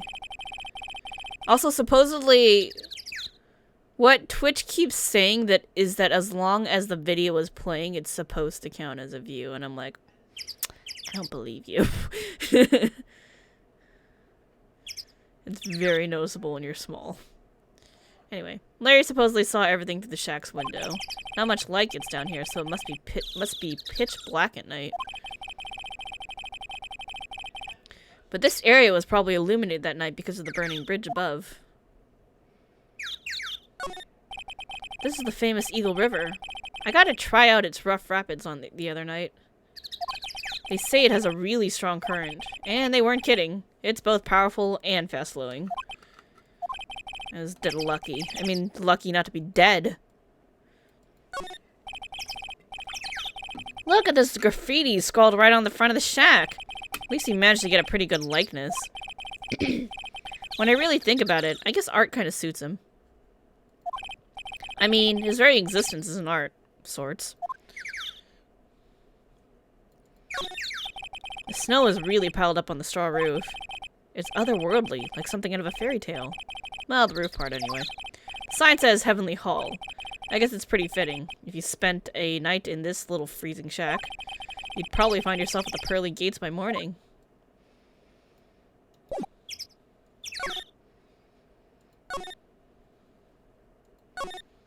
I guess we're going to the main gate. February 9th, Hazukura Temple, main gate. Come on, please! It's for— oh god, it's probably Larry. Come on, please! It's for art's sake, I swear! There's only one guy I know who could be this persistent and high-strung. Talk about the heroine here. Heroine here. The heroine in my book. I'll make you famous. Ah! Enough. A fool's fooled. A fool's fools who foolishly accepts the foolishness of a fool's fool. Blah! Tongue twister! Wouldn't you agree? Phoenix, Wright? Huh? Me? Wait a second. I know you. You're, ow! Your reflexes and mind need to shape up. My brain's frying like a sunny side up, and you want me to grill over name? Francie, you can't do that! Even as we speak, Nick's on the brink of death, or so I'm told. The dead horse. Isn't that one of your American sayings? No, it's not! I'm not on the brink of anything. Come on, Nick. Tell her, would you? Tell her she needs the model for my new picture book, Francie's Whippity Whip Trip. Ah! Before you ask me to model, learn to give at least a semi-coherent testimony. Before that, you'll have to learn how to live a semi-coherent life, Larry. Don't care what anyone says, I'm telling the truth. I saw what I saw. She flew, I'm telling you. Whoosh! Just like that dude with the red underwear. Don't think I'm gonna forgive you guys when you come crawling back to apologize. Off he goes.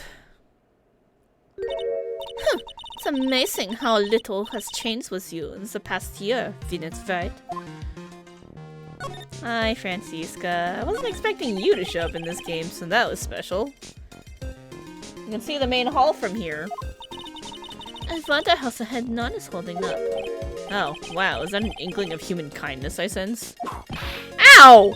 Do you enjoy causing other people pain with that, with that sharp tongue of yours?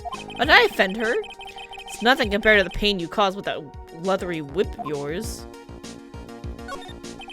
This is one impressive gate. Compared to the grandeur of the main gate at the Von Calm estate, it's but a pet door. It looks really idyllic with all that snow on it, don't you think? Oh, that snow? Don't make me laugh. This is but the light dusting where I come from. Don't make things up just because you think I'll never get to see it for myself. It's a quaint little bell tower. I never would have thought that something this horrible was about to happen. When Iris rang the lights out bell that night? Yeah. I'd love to know what that thing was used for the night of the crime. Ha! Still sinking small, I see, Phoenix Wright. Or perhaps not at all. That's why you will never defeat me. Sorry to burst your bubble, but I don't recall ever losing to you. It's time for us to settle this once and for all with one final showdown. Looks like she mentally blocked out my victories over her from her memory. That's the only interactions I've had with you. I won every time.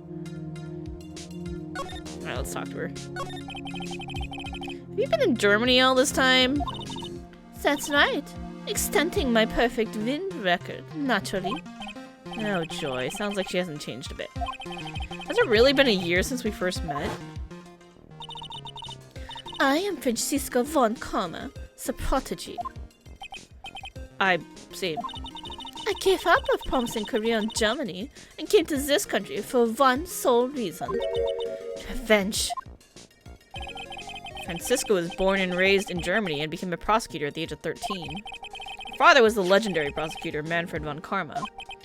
He had a perfect win record for 40 long years, but now he's gone from this world. Don't tell me you still hold a grudge against me because of what happened to your father. Phoenix Wright, you will fall before me. This I promise you. But it will be for my sake, not my father's. Are we clear? Yes, Crystal. How's the trial? In truth, I was shocked. I came back to America with the intent of defeating you. Instead, it was my little brother who was leading the defense. Edgeworth. Come to think of it, Edgeworth was pulled into being a prosecutor by Manfred von Karma as well.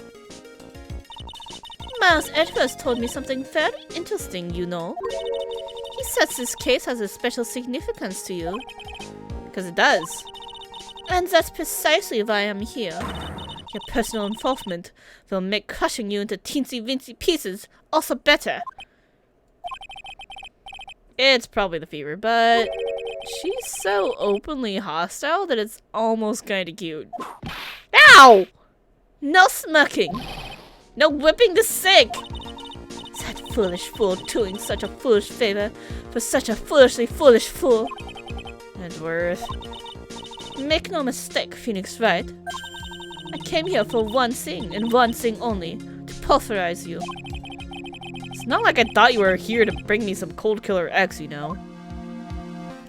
Although we could use some of that, because Phoenix is pretty fucked up right now.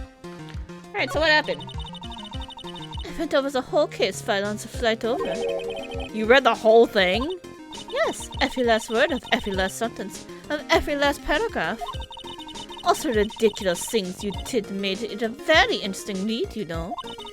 Attempting to cross a burning bridge. Did you even consider the dangers? No. The only thought in my head was, I have to get across. A fool who doesn't think is more foolish than a fool who foolishly thinks.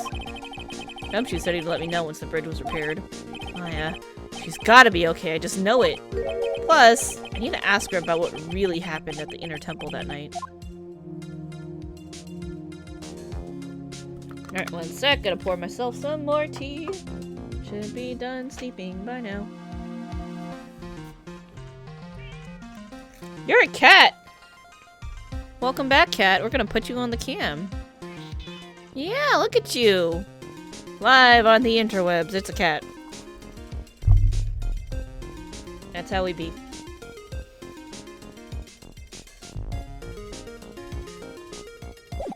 Alright. What can I show you? Let's show you a little everything because it's fun.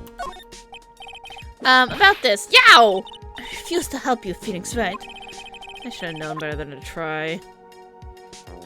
You're really not gonna help him with anything? You wanna see Larry's drawing? Nope, she ain't gonna tell me shit. Alright. Pato the cato. Alright, we gotta pet the cat.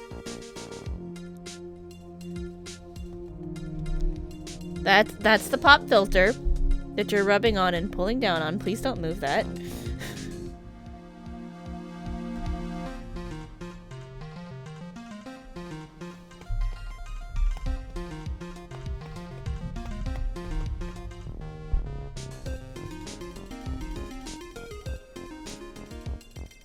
He likes it when you rub his ribs.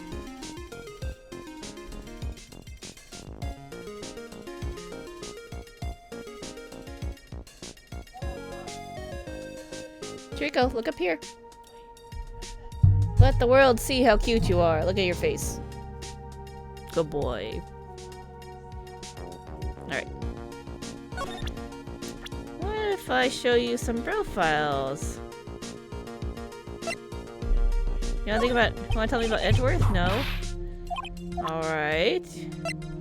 Wanna talk about yourself? No? She ain't telling me shit. Alright, let's go to the main hall. February 9th, Hazukura Temple, main hall. That was one long sigh. Oh. It's Bikini. Sister Bikini? My, I didn't know you were here. How are you doing?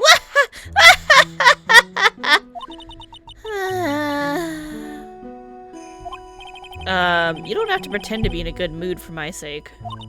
I suppose I've made a terrible mess of things, haven't I? I let Mystic Elise die, and then there's Iris as well?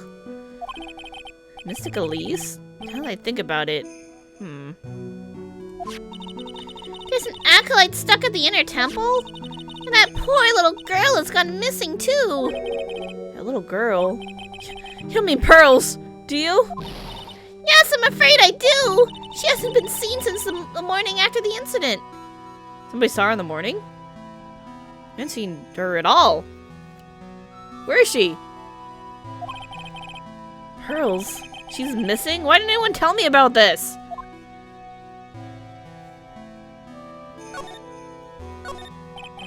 Stack of straw, zabuton cushions. Maya told me this type of zabuton is called Enza. This is all the same as before, so we're just gonna talk to her. Tell me about Iris. How's she getting on? I must be getting old. I think I've seriously lost faith in myself. You're talking about your performance at the trial today? You believe me, don't you? I'm not a liar. I would never lie. I know what I saw. I saw Iris pull that sword from Mystic Elise's body that night. Yo, cat, you wanna, like, not knock my phone off? My work phone, please? I'm certain of it. At least, it wasn't until this morning. I don't see any Cyclops, so she must be telling the truth. So why are you so unsure of yourself all of a sudden? You know that artist who testified after me? I saw Iris flying, her white hood fluttering. Felt like I might start flying myself. I saw that man testify so fervently about something so impossible. Started to wonder if I had acted just like him when I was on the stand. I wouldn't take that guy too seriously. He's an artist, but all he draws is trouble, and nothing else. Both Bikini and Larry are telling the truth? That can only mean one thing. They both didn't see what they think they saw. Inner Temple. On the night of the incident, you met Iris at the Inner Temple, is that correct? That's right, I'm sure it was Iris. Iris claimed she was in her room in Hazukura Temple. I know I shouldn't have come back here that night. Because you did, Maya's stuck all by herself at the Inner Temple. I'm so sorry. Drafts in that place are nothing to shake a stick at. Winter's especially bad. I'll bet. The training hall looks like it's about to fall down any second. Eagle Mountain has always been prone to earthquakes, just so you know. Earthquakes? Yes, I wouldn't be surprised if the next big one levels the training hall. Gotta get Maya out of there. Soon. But still, there's really no need to worry. That area on the other side of Dusky Ridge is isolated like an island. It's like an island? How so? Well, the only thing on that side of the bridge is the Inner Temple. No one lives out there, and it's surrounded on all sides by the river or the forest. I see. So a criminal will be trapped should they choose to flee in that direction. And as long as the bridge is out of commission, he or she will have to stay there.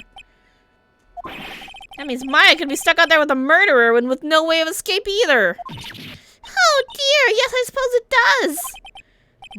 Please, Gumshoe, get that bridge up faster. At least don't him. I'm curious about a few things if you don't mind answering some questions. Oh, do you need to know my measurements for your investigation or something? Oh. Why? No, no, no! I want to know a little more about the victim, Miss Elise Donim. I'm afraid I don't know her waist size, or her bust size for that matter. Why would we need to know that? No, no. I'm wondering why she came to stay in a place like this to begin with. I mean, she told us herself that she wasn't here for spiritual training. My! You make it sound like this place is some sort of dump, Mr. Wright. Mystic Elise was here to soak up the natural beauty of Eagle Mountain, if you must know. There, you did it again, Sister Bikini. I notice you always refer to Miss Donim as Mystic Elise. Oh! Yes, now why is that? After all, she's not here as an acolyte. Ooh, we address all our visitors as mystic and makes their experience feel authentic. You liar. Anyway, she's older than me. You must respect your elders, you know.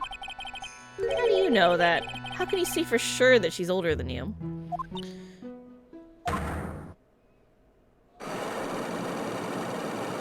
Holy shit. That's quite a few Cyclops. Seems that Miss Elise Donim was no ordinary visitor after all. And there's Pearls. She was with Miss Donim on the evening of the murder, and now she's vanished. It's all gotta be connected somehow. Where's Pearl? Why did Pearls have to get mixed up in this mess? Please, Mr. Wright, I know you're worried, but try to keep it together. Oh man. My head's throbbing so bad it's killing me. Pearls. She was with Miss Donim on the night of the murder, remember? Yes, but I have a temple to run, you know. I was busy preparing for the training. I didn't see the little darling even once after we'd finished eating dinner. I don't know for sure that Pearls was with Miss Donim, though, because Elise went to go look for her. And that was the last that we saw of her, and we never saw Pearls since, so... The murder. It didn't take place right in front of her innocent eyes, did it? According to the detective, she hasn't turned up at her home either. Come on, keep calm. There's one place left where Pearls could be. She just has to be there. Come on, Gumshoe. Tell me you'll be done with repairs soon. But then what is she doing over there? Ah, it's Mystic Elise's staff. The crystal sphere really is missing from it. But the sphere was found near Dusky Bridge, right? Cat's gone. Yes, even though I'm sure Mystic Elise was in Hazukura Temple that entire evening.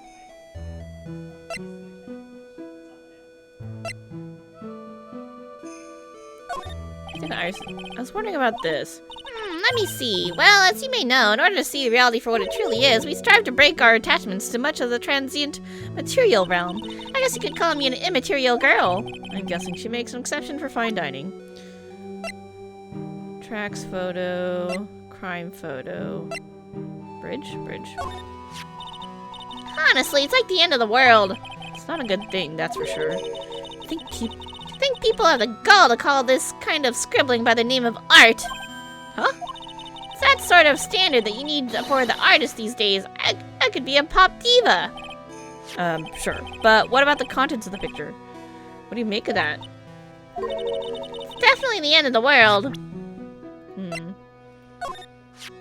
This crystal sphere. It's not from a demon warding hood, but I would guess it serves a similar purpose. It's not from a hood then. I guess it really is from Miss Stonehim's staff.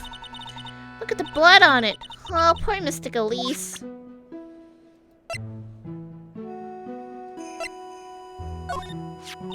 Huh? Ah, well, look what you found. That's the master of the crane channeling technique, Mystic Misty Faye. So this woman is Maya's mother, huh? It's been nearly 20 years since Mystic Misty disappeared. Apparently she intended to pass the torch on to her daughter. Her daughter? Don't you know who her daughter is? Well, I myself am part of the branch of the family of the Fae clan, but even I am not privy to that kind of information when it concerns the main family. Bikini doesn't seem to know Maya's standing within the Fae family. Oh, shit. That's not what I wanted to do.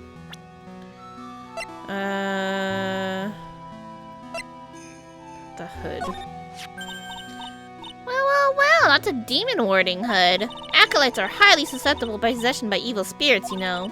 That's why we always wear these for protection. Iris gave this to me on the night of the murder, but then I went and fell into the river and got this nasty fever. I thought maybe if I were to wear this hood, it'd make my fever go down faster. I don't think so. Colds and spirit power have nothing to do with each other. Way to crush a man's hope. Oh, my camera froze again. Well, that's just lovely. Let's go ahead and fix that real quick. Yoop.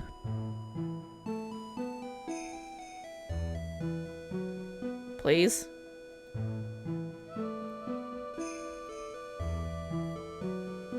Hey, and I'm back now, and it's not picking up the chair. Hold up. Nope, that's the wrong settings.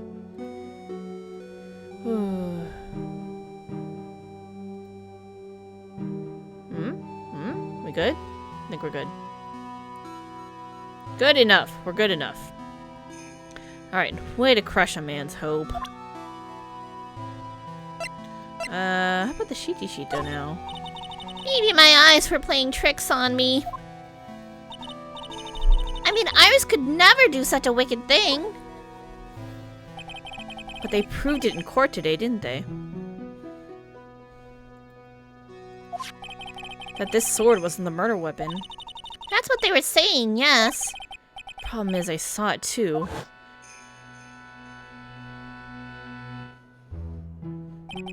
I'm sure that's what I saw when I'm sure that what I saw was this blade stabbed into Miss Stonehim's body.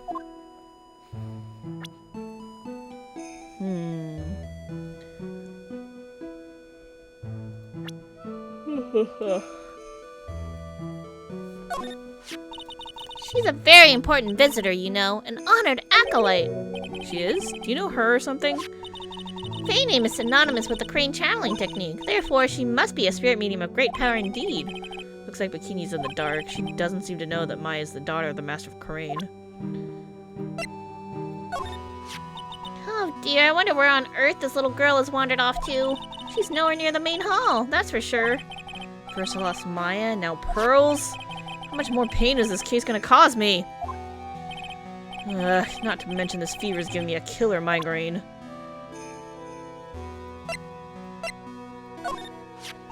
How can I ever make up for this? Make up for what? For allowing harm to come to such an important person. Why is she so important? Tell me! I was right. Miss Donim wasn't just any old visitor here. Please tell me what's going to happen to poor Iris. If she was to be found guilty, I wouldn't accept it. Your testimony, Sister Bikini. I can't help my testimony. I saw what I saw. It's up to a pro lawyer like you to deal with problems like that. Oh my god. I guess thanks? What a disgraceful young man. You've finally seen through him, huh? How could he sit there and claim he really saw what he drew in that picture? Although the portrait he did of me was rather flattering, I must say. Still, it's not like Larry to make something up that might get a woman he likes in trouble. There's more to that sketch of his than meets the eye, I'm sure of it.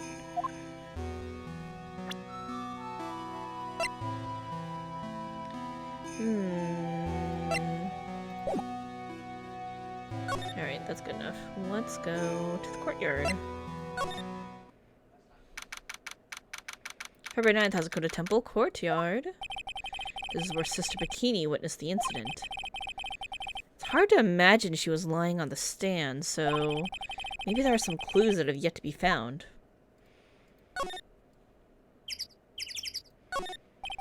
They get quite a bit of snow up here on Eagle Mountain. Around here, skis aren't just for fun, they're tools for getting around. But the sled, and that's gotta be for Bikini's own personal entertainment. The main gate's on the other side of that stone wall. The difference in elevation is almost 10 feet. That's how steep this hillside is. And that's also the height of the body the body fell from, according to the autopsy. Is it possible that Miss Donim was pushed from the top of the wall? That building up there's the main hall. It was where we were staying. It's kind of funny because it was built on a very steep slope. If you enter from the main gate side, these rooms above me are on the ground floor. Apparently Miss Donim was staying in the corner room. I guess that's where she was pushed from last night. Shito. It's there in Mistagami's right hand. But it was proven in court today that it wasn't the murder weapon. Given the design, it must have been used for some pretty gruesome things in the past. There were a few of these stone lanterns scattered around in this courtyard. Without the city glare to compete with, I imagine they would seem a lot brighter. I guess Sister Bikini must light them now, since Iris can't be here.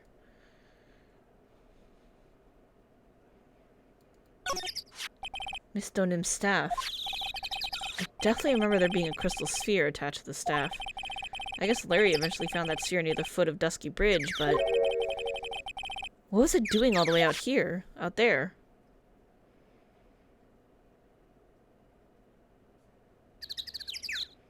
Nothing else to look at? He's like, we should look around, but... there wasn't really anything.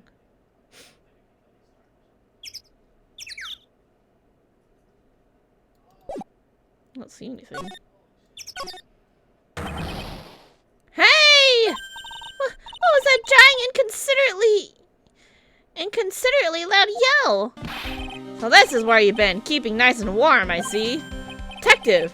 Have you finished repairing the bridge? Yeah, I did. I told you I'd let you know. Well, then I'll come along with you and... Sorry, ma'am. No unauthorized entry. Access is restricted to people involved in the case. What was that? I'm involved, aren't I? You couldn't get much more involved than me. Well, yeah, but that's not what I... Ah! It's been a while. Scruffy. It's... Miss Von Karma! Poor Gumshoe. Sister, please leave the investigation to me. My! Well, you certainly seem to have everything under control. I'm on your side. I won't do anything you don't want me to. As you work to pin the guilt on Iris. What are you daydreaming about, Phoenix, Wright? Ow, that hurts, you know. Silence! I, Francisco von Karma, will personally guide you through your investigation. So you will follow me. She's not seriously gonna follow me around, is she? I'll be back for you.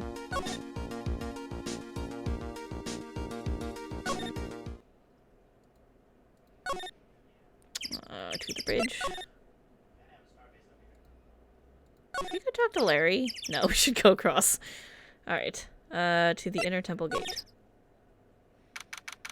February 9th, Inner Temple Gate. Things have certainly become a lot more hectic than before. They must have commenced with the investigation. Oh, Mr. Nick! That voice! Yeah, it's Pearls! She's safe! Pearls! Mr. Nick! Mr. Nick! So you were here ever since that night? I was so lonely, I thought I was gonna die. Why were you lonely? Shouldn't Maya be here? When I woke up in the morning and saw the dusky bridge was gone, I realized I was all alone. She was all alone? It must have been very tiring for you, little girl. You're... I'm Francisco von Karma, the protege. There's no need to worry now that I'm here. You're the prosecutor who was so mean to Mystic Maya last year. Well, I don't like you. You're nothing but a little girl without your whip. Damn. That coming from an actual little girl. Mystic Maya didn't do anything wrong, but you were so mean. I'll never forgive you. How old is she again? She's only 19. Oh. So sad. Looks like Pearl's words are getting under her skin. Yeah, why are you whipping me? I didn't say anything. You didn't have to. The smile on your lips give it away. Anyway, Pearls, weren't you with Maya? I'm sorry. It's all my fault. Huh? What are you talking about? Pearls? Mystic Maya! Ooh, I don't miss her doing that. The camera froze again. This is a problem now, isn't it? Lord. Is it because you need to be updated so you're not gonna just be a huge pain in the ass until I update you? Maybe. If it happens again, we're gonna have to do this with camera off. Hey, wait, Pearls. She just ran off. Ow! That was cruel, Phoenix, right? To make a little girl cry like that is inexcusable. What's that all about? Pearls acting like that? It's giving me the creeps. I guess I'd better take another look around since I finally got a chance. Especially since something about this place seems different from 2 days ago. Like, the furnace is open and has clearly been used. There's a weird smell coming from that incinerator. The door is also open, almost like it's begging me to look inside. Well, let's see what stunning clue is concealed in here, shall we? Huh? It's empty. How naive of you, Phoenix, right? But it's a bit strange, don't you think? Francisco von Karma. I seem to remember.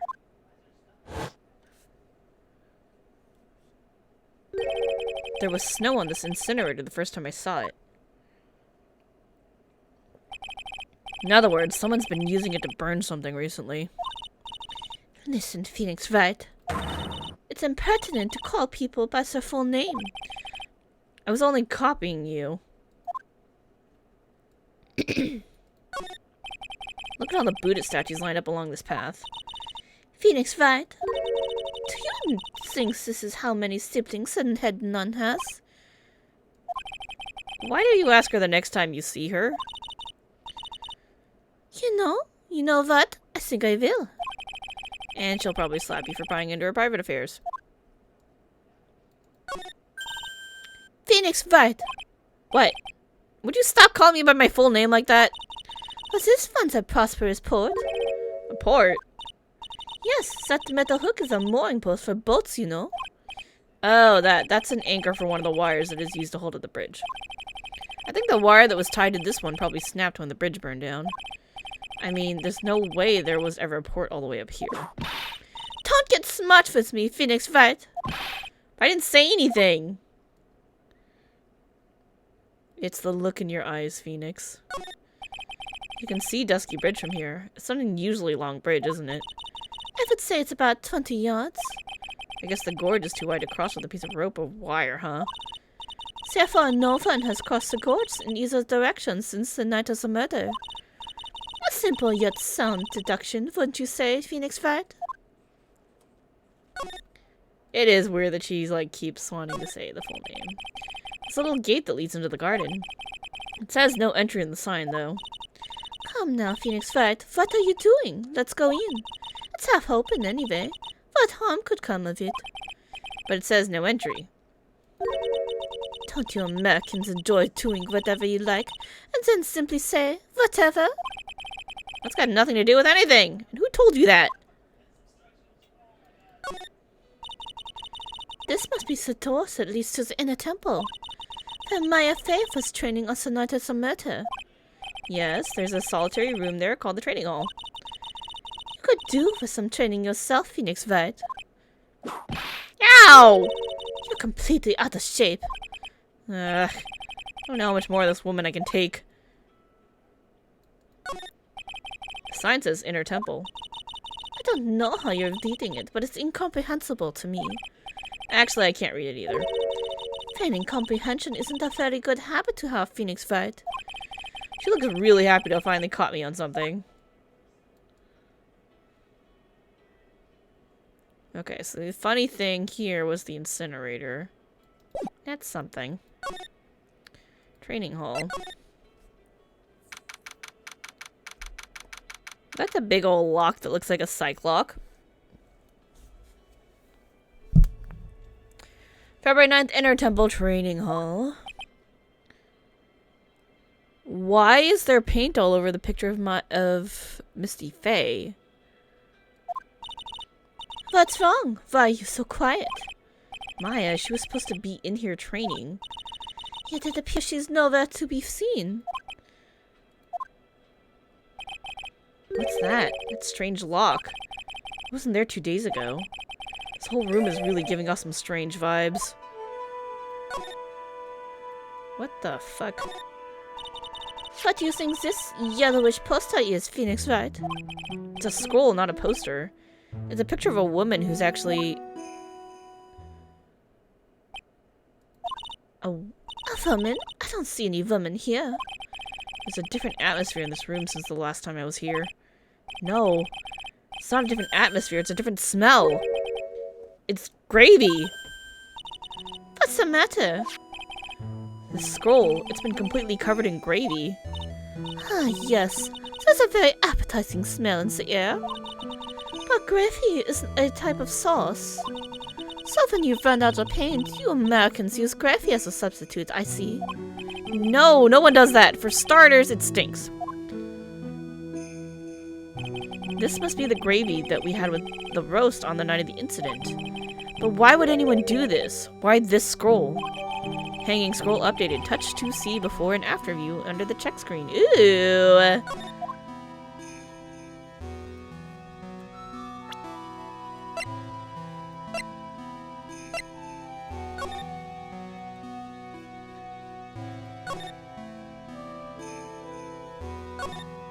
Neat. The scroll shows a picture of Misty Faye, master of the crane channeling technique. But why would anyone cover it in gravy? I can't make out what's drawn on the scroll at all. I'll never understand you Americans and your so-called artists. Artists? Yeah. Look at those wafer-thin mattresses. I'm sorry, Phoenix Wright. Wafer thin? Yeah, you know, thin like a wafer, in other words, uncomfortable. That's how we describe things like these mattresses. I guess you must say wafer thick or something back in Germany. Not about these mattresses, certainly not.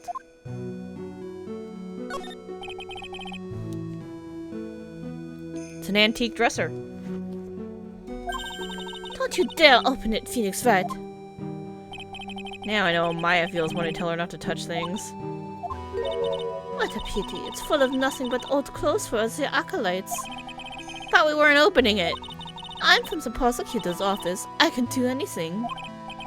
Yeah, you can do anything except stand up to a 9-year-old girl. Oops. Didn't mean to click that. This door. When I was here 2 days ago, that weird lock wasn't on it.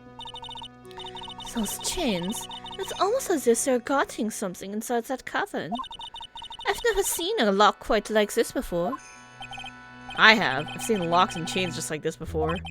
They look just like the ones that guard a person's secrets during a psych lock. I wonder if this lock is guarding something too. Dark secrets in a dark cavern?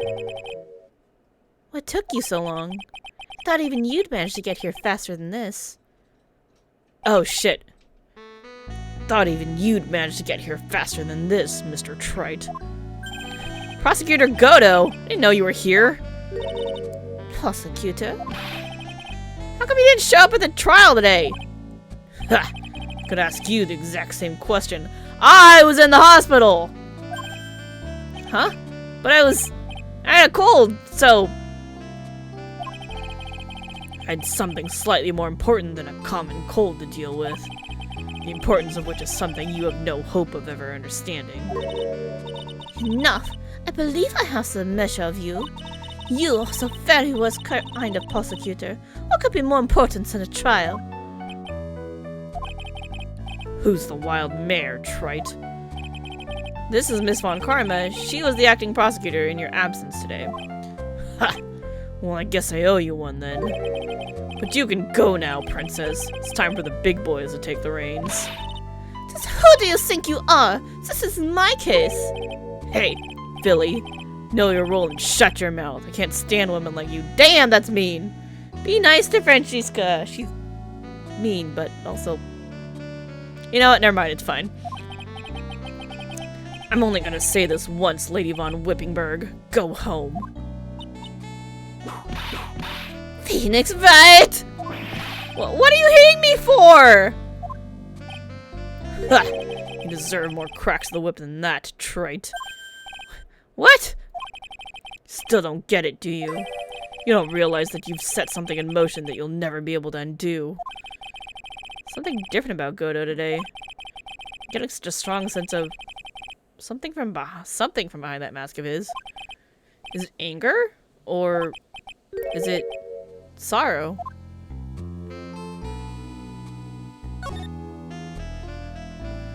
The fuck were you doing, sir? You had some important business and that's why you weren't in court, huh? So that was it? Told you once before, but perhaps you don't remember. I've returned from the depths of hell to do battle with you.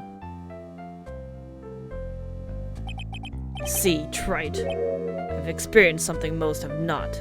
Death. You died? Of course, being extradited from hell is a tedious affair. The meticulous regeneration and adjustment of all your internal organs is... What? I'm pretty sure you didn't go through that, but okay. Well, let's just say modern medicine allows us all to live to a ripe old age. Even someone like me.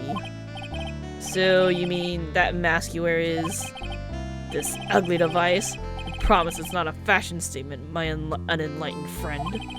Without this, I can't see your frequently dumbfounded face. I know. My eyesight is pretty messed up. Even with these huge goggles on my head, I still can't see everything. Interesting. Still, I keep this worn-out piece of junk of a body going with a regular servicing. I'm sorry, but you say you experienced death? How's that possible? What happened? Why don't you ask him? Huh? Me? Yeah, Trite, you should know all about it. You know when my life ended, and who ended it for me. Oh, we do. I'm pretty sure we figured that out. Well, Phoenix Wright, do you? I don't know what he's talking about. Although, to be honest, I do feel a little tug at the corner of my memory. I think I do know about how Goda was killed. It will all become clear in due time. Isn't that right, Trite?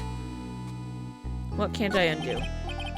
Earlier you said I've done something I can never undo. What did you mean by that exactly? The inner temple here on the side of Dusky Bridge is an isolated island. That's what Sister Bikini said too. And I wonder, Trite, do you know what the police are doing here today? What do you mean? They're searching. Searching for any trace of an acolyte who went missing.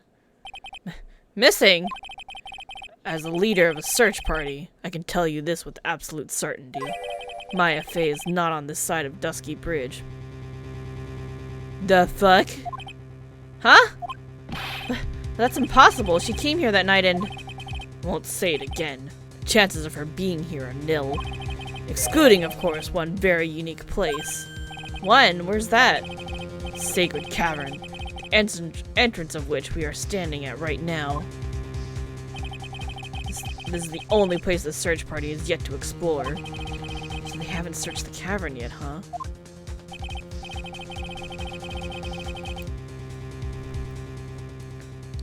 Be aware, though, that the temperature inside frequently falls below freezing. Even if she were in there, the chances of her being found alive are slim at best. Shit! No! Which means, Trite, that you sent Maya Fey to her death. Ah, crap. You fool! If that's the situation, why aren't you in there with the search party right now? You must have blinders on, my equestrian angel. Don't you see the big lock and chains? It's a trick lock. I'm making preparations to open it as we speak. Well, Trite, once again, a woman dies because of you. Once again? What are you talking about?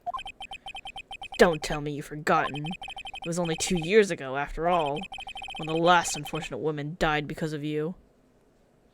Mia. Because of me? And do you know who that was? It was Maya Fey's sister. That's right, Mia Fey.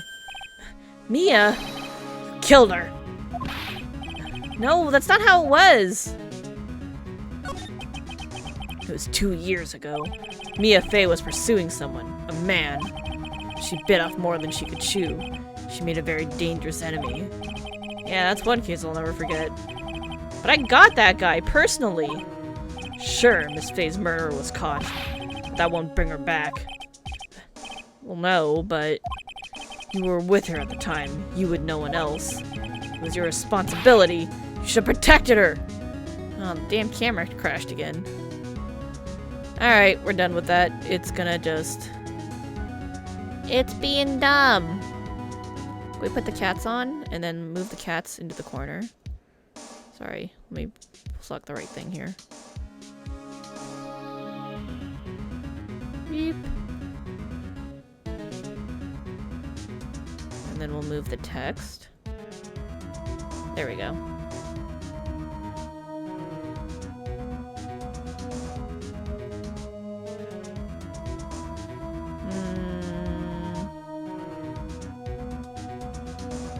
What if we use the other one?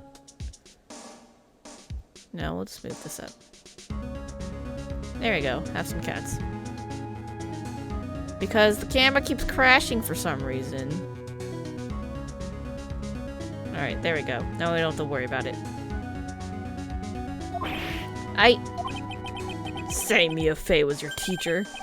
Well then I'd say you've learned nothing, Trite. You robbed her of her life, and now you've let her sister suffer the same fate. I haven't sentenced Maya to death. No! What's up with the trick lock? What is this peculiar looking lock? Why don't we just break it open? It would be such a simple matter of... I'm afraid we can't do that. This area has always been prone to earthquakes. The repeated tremors have weakened the foundations of the training hall. Any excessive force used to break the lock open would... Well, let's just say the inner temple of the sacred cavern would be a thing of the past. Very well. Then I dare suggest the obvious solution is opening it with a key. Ha! Sure, just show me where the keyhole is on this trick lock. There's no keyhole? That's right. An interesting puzzle, huh? The person who set this lock is the only one who can open it. And who was it? Simple, the accused. What? Iris? When an acolyte undergoes training inside the secret cavern, the attending sister is responsible for locking the entrance. Obviously, the night of the murder was no exception. Maya Fey was here to train. Sister Bikini did mention it a number of times now that I think about it. She said that Iris was left in charge of supervising the early stages of the training. So Iris, the accused, is the only one who can open this lock. I've arranged for her to be brought here now. Iris is the only person who can open this lock? I hope she gets here soon. Hang on in there, Maya. We'll get you out. But Iris supposedly doesn't have any spiritual power. So, I should be getting back to work. Wait, Godo! How sure about Maya are you? There's no doubt in my mind. She's in the secret cavern somewhere. It's the only place she could be. You'd better start praying. You'd better pray that friend of yours brings the accused back here soon. Edgeworth? Listen up, Trite. There's only one thing I want to say to you before I go. I'll never accept you. Never. What did I do to you? You should choose your friends more carefully, Phoenix Wright. That's what everyone says. Looks like I don't have much of a choice. Guess I'll just have to do what I can for now.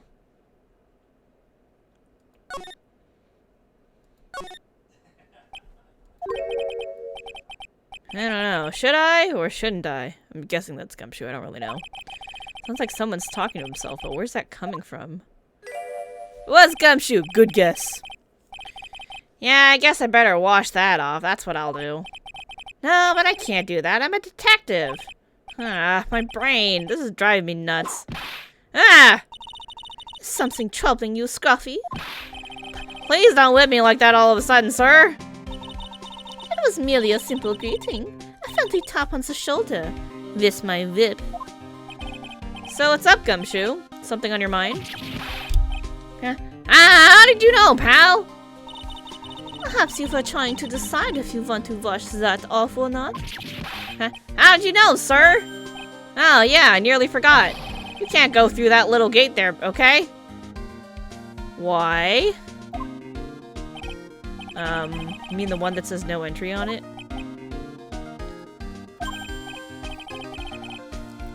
I, kinda already snuck in there. Is he trying to be clever or something? So what's behind there, Scruffy? Huh? Kinda garden-like garden? Garden? Yeah, anyway, it's under investigation right now, so keep out. I'm not telling you, I'm asking you, pal. Got me? Isn't it normally the other way around? Well, see you later. So, shall we adjourn to this garden, Phoenix Wright? Of course. What else would we do? I really want to know what Gumshoe was thinking of washing off. To the garden. Oh, dear God. That's not great.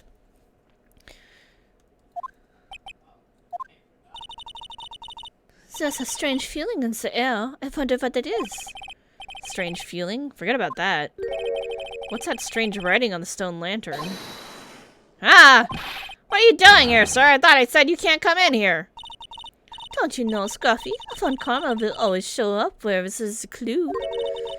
And there are plenty of clues to be found here. But... Oh, Lord.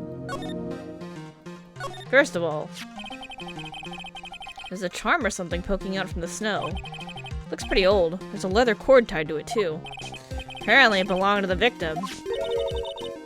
To Miss Elise Donim? Yeah, there was a broken leather cord around the lady's neck. The ends of the cord found on both the victim and on this charm match exactly. Huh. Sounds to me like this little trinket is going to be my ticket to getting some very big answers. Crane Master's Talisman added to the court record. Why do we know what it's called? Worn by Elise Donim, found in the garden of the inner temple. There are a couple of torches here. I guess you need all the light you can get up here in the mountains. Yeah, I was looking at those things, pal. Looks like they've been lit pretty recently. Recently? How recent are we talking about? As recent as the night of the murder. Maya was training here on the night of the murder. It's not unreasonable to think that these things were lit up at that time, I guess. A little lantern, a little statue. It certainly is a quaint little garden. Oh. What is this huge bowl here for? Oh, I know this one. It's a water bowl, isn't it? Everything else is completely frozen over. But this ice in this bowl has been broken. That's true. I wonder if it has anything to impact on the case. Well, I doused my face earlier with the water in this. I was getting kind of sleepy. Ah! Next time you're sleepy, you need to only come to me. Got it?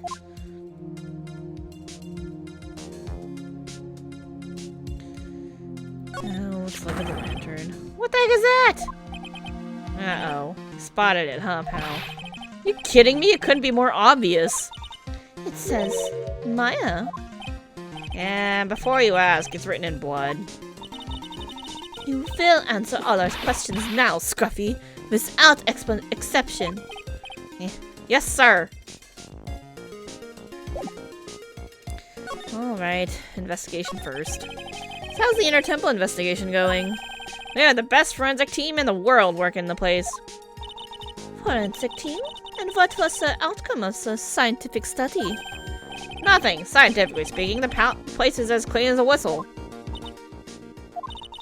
That's simply not good enough, Scruffy. Do you think I'll let you get away with that? Uh-oh. Well, there were a couple of things that bothered me when I first got here, sir.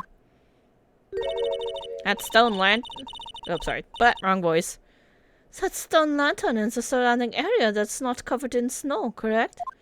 Oh. It looked kind of fishy to me, you know, scientifically speaking. So I got the lab boys to look them over. The results were... It's kind of hard to say, actually. I guess I better look into them myself.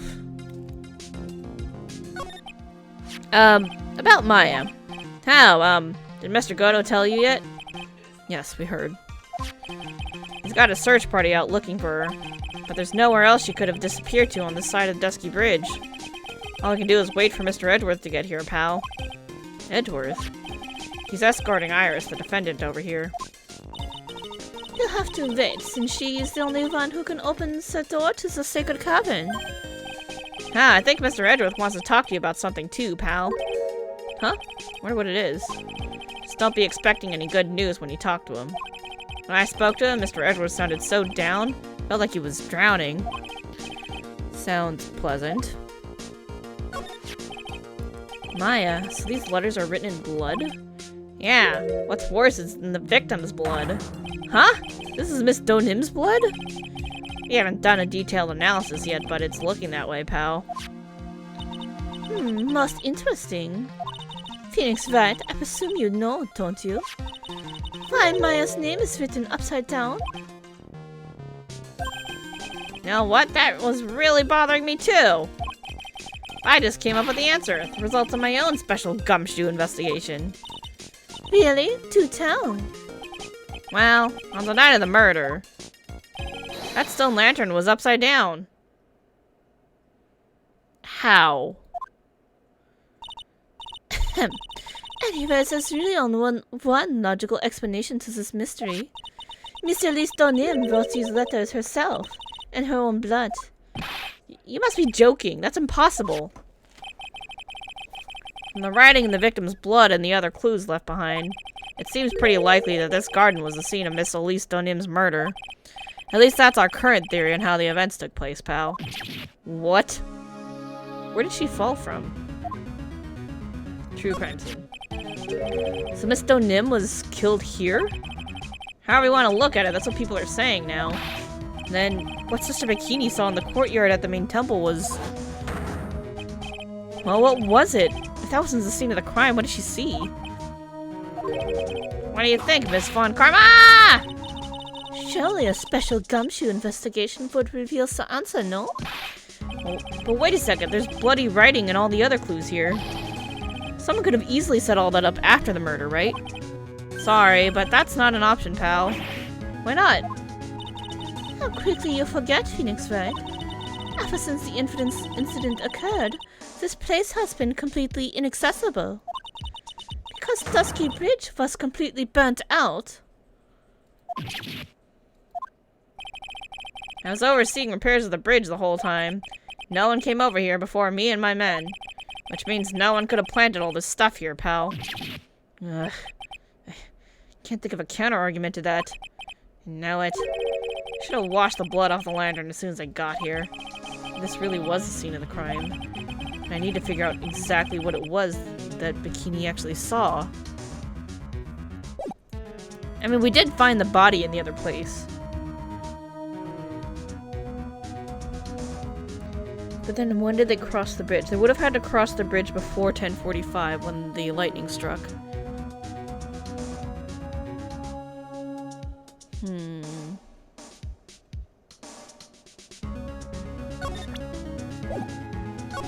Well, you're not going to tell me anything else. I don't know if there's any point in presenting you stuff. That thing must have been worn by the victim. There's no other way of looking at it. You mean because of the matching leather cord found around the victim's neck? Yeah, I bet it was one of those things she always wore. Got the safe driving charm I've been wearing for over a year now. If I ever get into an accident, it guarantees it'll be the other guy's fault. Isn't it supposed to stop you from having an accident in the first place? This was found close to Dusky Bridge, wasn't it? That's what the artist guy said, yeah. Right after the defendant flew over the burning bridge. According to his testimony, she dropped it when she landed on the other side. This crystal didn't belong to Iris. The crystal had dropped out of Miss Elise Donim's staff. And there are traces of blood on it, too. The real question is, what was it doing near the foot of Dusky Bridge?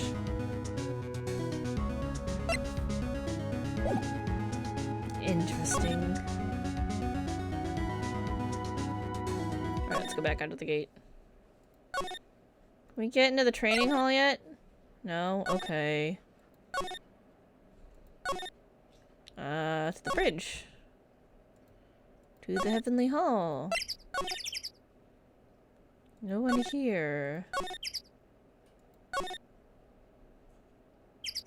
Main gate? Here we go, there's something.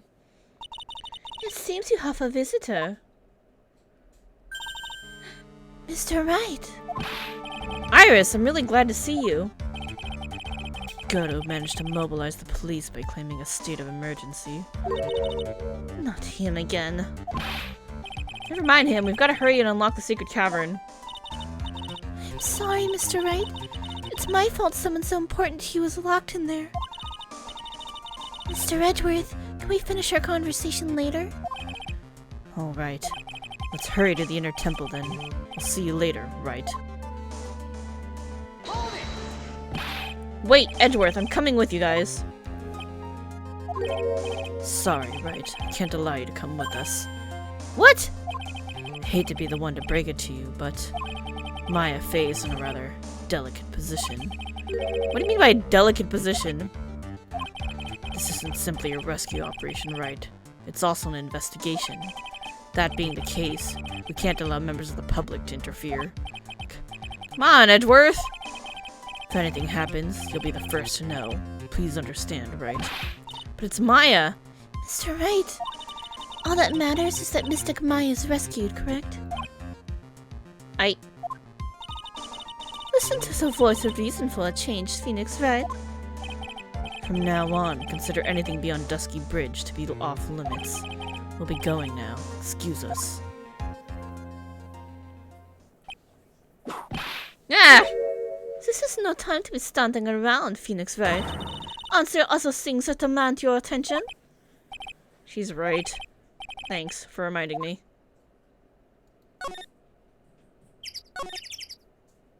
Main hall. Sister Bikini looks like she shrunk more since I last saw her.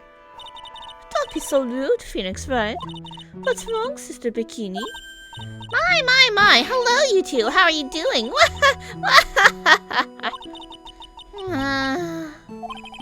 The sound of that sigh, I guess she's still pretty down. Iris was just here, you know. She was accompanied by that handsome crimson-clad prince. She talking about Edgeworth? It was just a courtesy call. I wasn't allowed to talk with her at all. Oh dear, it's my fault that this has happened. Poor Iris. She was worried about my back, would you believe? What have I done to her? Only what you had to do, sister. You bravely and truthfully testified about what you saw. There's no shame in that. And we'll see to it that your testimony wasn't made in vain. Well, I don't hear anyone else saying that. Mr. Bluesuits doesn't seem to share your opinion, I see. Huh? Me? Ah! She's glaring at me. Oh, yes, you did great, Sister Bikini. Absolutely spectacular. You two are the only ones who said that to me. I can't shake the feeling that I just became a shill to a shrew. Do you have the problem, Phoenix Wright? Sure, she was brave to testify so truthfully like that, but I know she's still hiding something. Because it's time to break those cyclocks off of hers. He says it's time, so that means we have everything, so let's do it.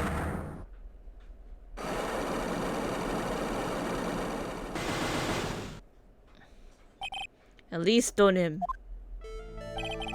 Sister Bikini, the truth is becoming increasingly clear to me. I'm convinced that Miss Elise Donim had a special significance to this temple. As to why she had a special significance, I believe it has to do with her true identity. What on earth are you talking about? She was... Mystic Elise was an author. Just an author. Of picture books. To be honest, I had my suspicions almost immediately after I met her. Suspicions? Yes, but I didn't have any evidence to support my theory, though. But now I do. This piece of evidence proves Miss Donim's true identity. Miss Donim had this charm with her at all times. Ah! Where did you... This isn't some cheap good luck charm, either. And... what do you think it is, Mr. Wright? What could a talisman like that possibly mean? It's a talisman, is it? Interesting. Oops. The thing speaks volumes about who Miss Donim really was. This talisman and one other item unequivocally prove Miss Donim's true identity.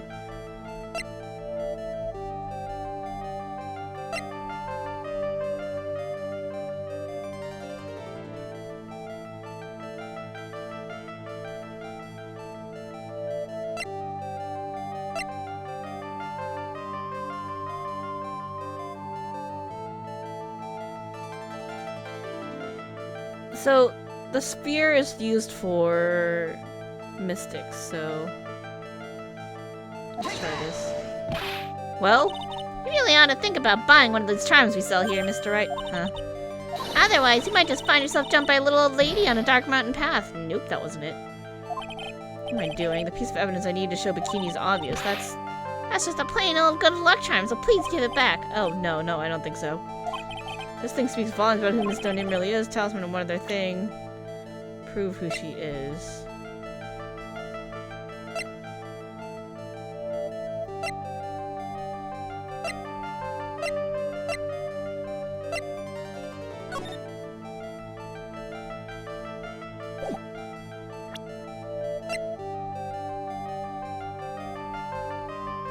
Is it the scroll? I should have saved.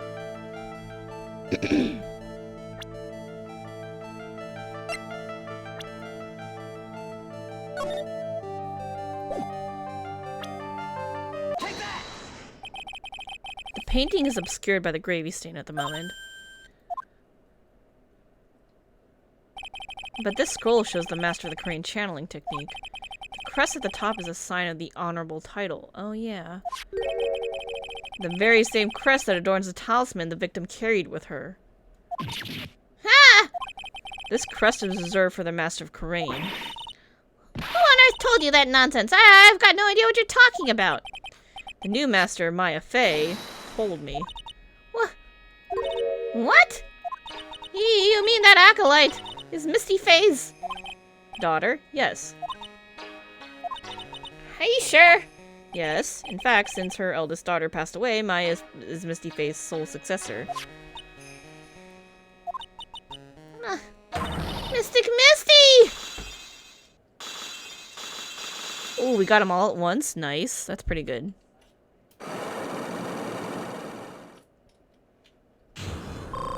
Yay, we recharged. Good enough. I'll take it.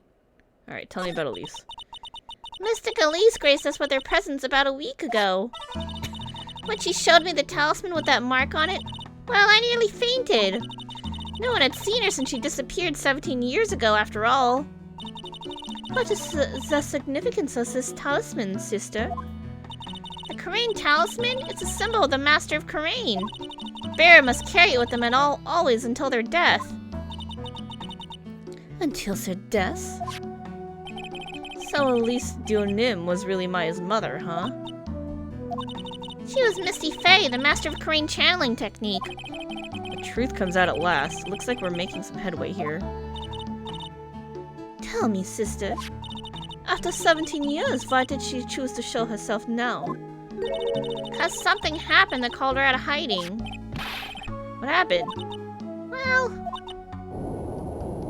Oh shit, that's an earthquake. What's happening? It can't be. Earthquake! Ah! Oh my goodness, the inner temple! This kind of tremor might... The inner temple? The sacred cavern in the training hall might very well cave in! What? Maya!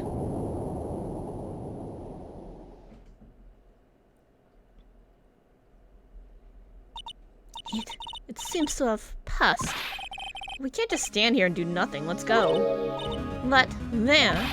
The inner temple, of course. Where else? Sister Bikini, we'll finish this later, alright? of course, you run along now. People may have been hurt. I must get some first aid kits ready. Come on, St. Phoenix, Wright. They won't bar you from entering as long as I'm with you. Thank you. At that moment, I had the worst feeling in my gut. He just had an earthquake. I wonder if he's alright.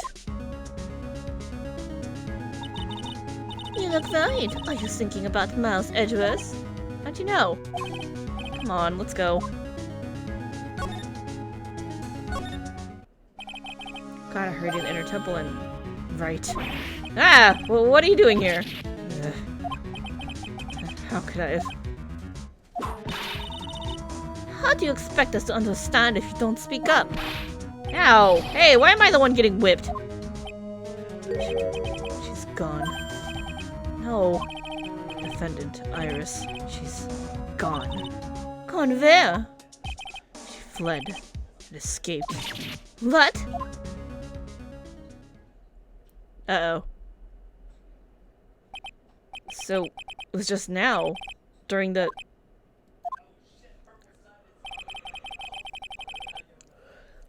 It's easy to see Edward's one and only weakness. His fear of earthquakes. I should have known better than to escort the defendant alone. As soon as the ground started shaking, everything went dark before my eyes, and I stupidly passed out. That incident haunts you to this day, doesn't it? That's no excuse for letting the suspect get away. I can't believe I let it happen. Right, the inner temple area is a dead end, so she could have only escaped to this side. I haven't seen her. We need to get a manhunt underway now and search Eagle Mountain from top to bottom. Wait, Edgeworth, have you thoroughly checked the inner temple yet?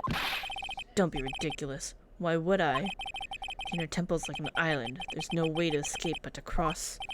No, that's not it. Iris isn't the type of person to run away, Edgeworth. What are you talking about? Sister Bikini mentioned something when we were with her. She said that the sacred cavern might have caved in because of the quake. Then you think Iris might have gone to the Inner Temple to check the situation? Listen, Edgeworth. I'm sure she's at the Inner Temple. A manhunt is not necessary. Right. Let's not waste any more time. We need to get to the training hall's sacred cavern now. Alright, let's go. February 9th, Inner Temple Training Hall. Fortunately, the sacred cavern hadn't caved in. But what we found was something none of us could have ever expected. Holy shit! What's going on? More? How can there be Even more locks. What is the meaning of this? Iris! Iris, please tell me what the hell is going on? What in the actual fuck?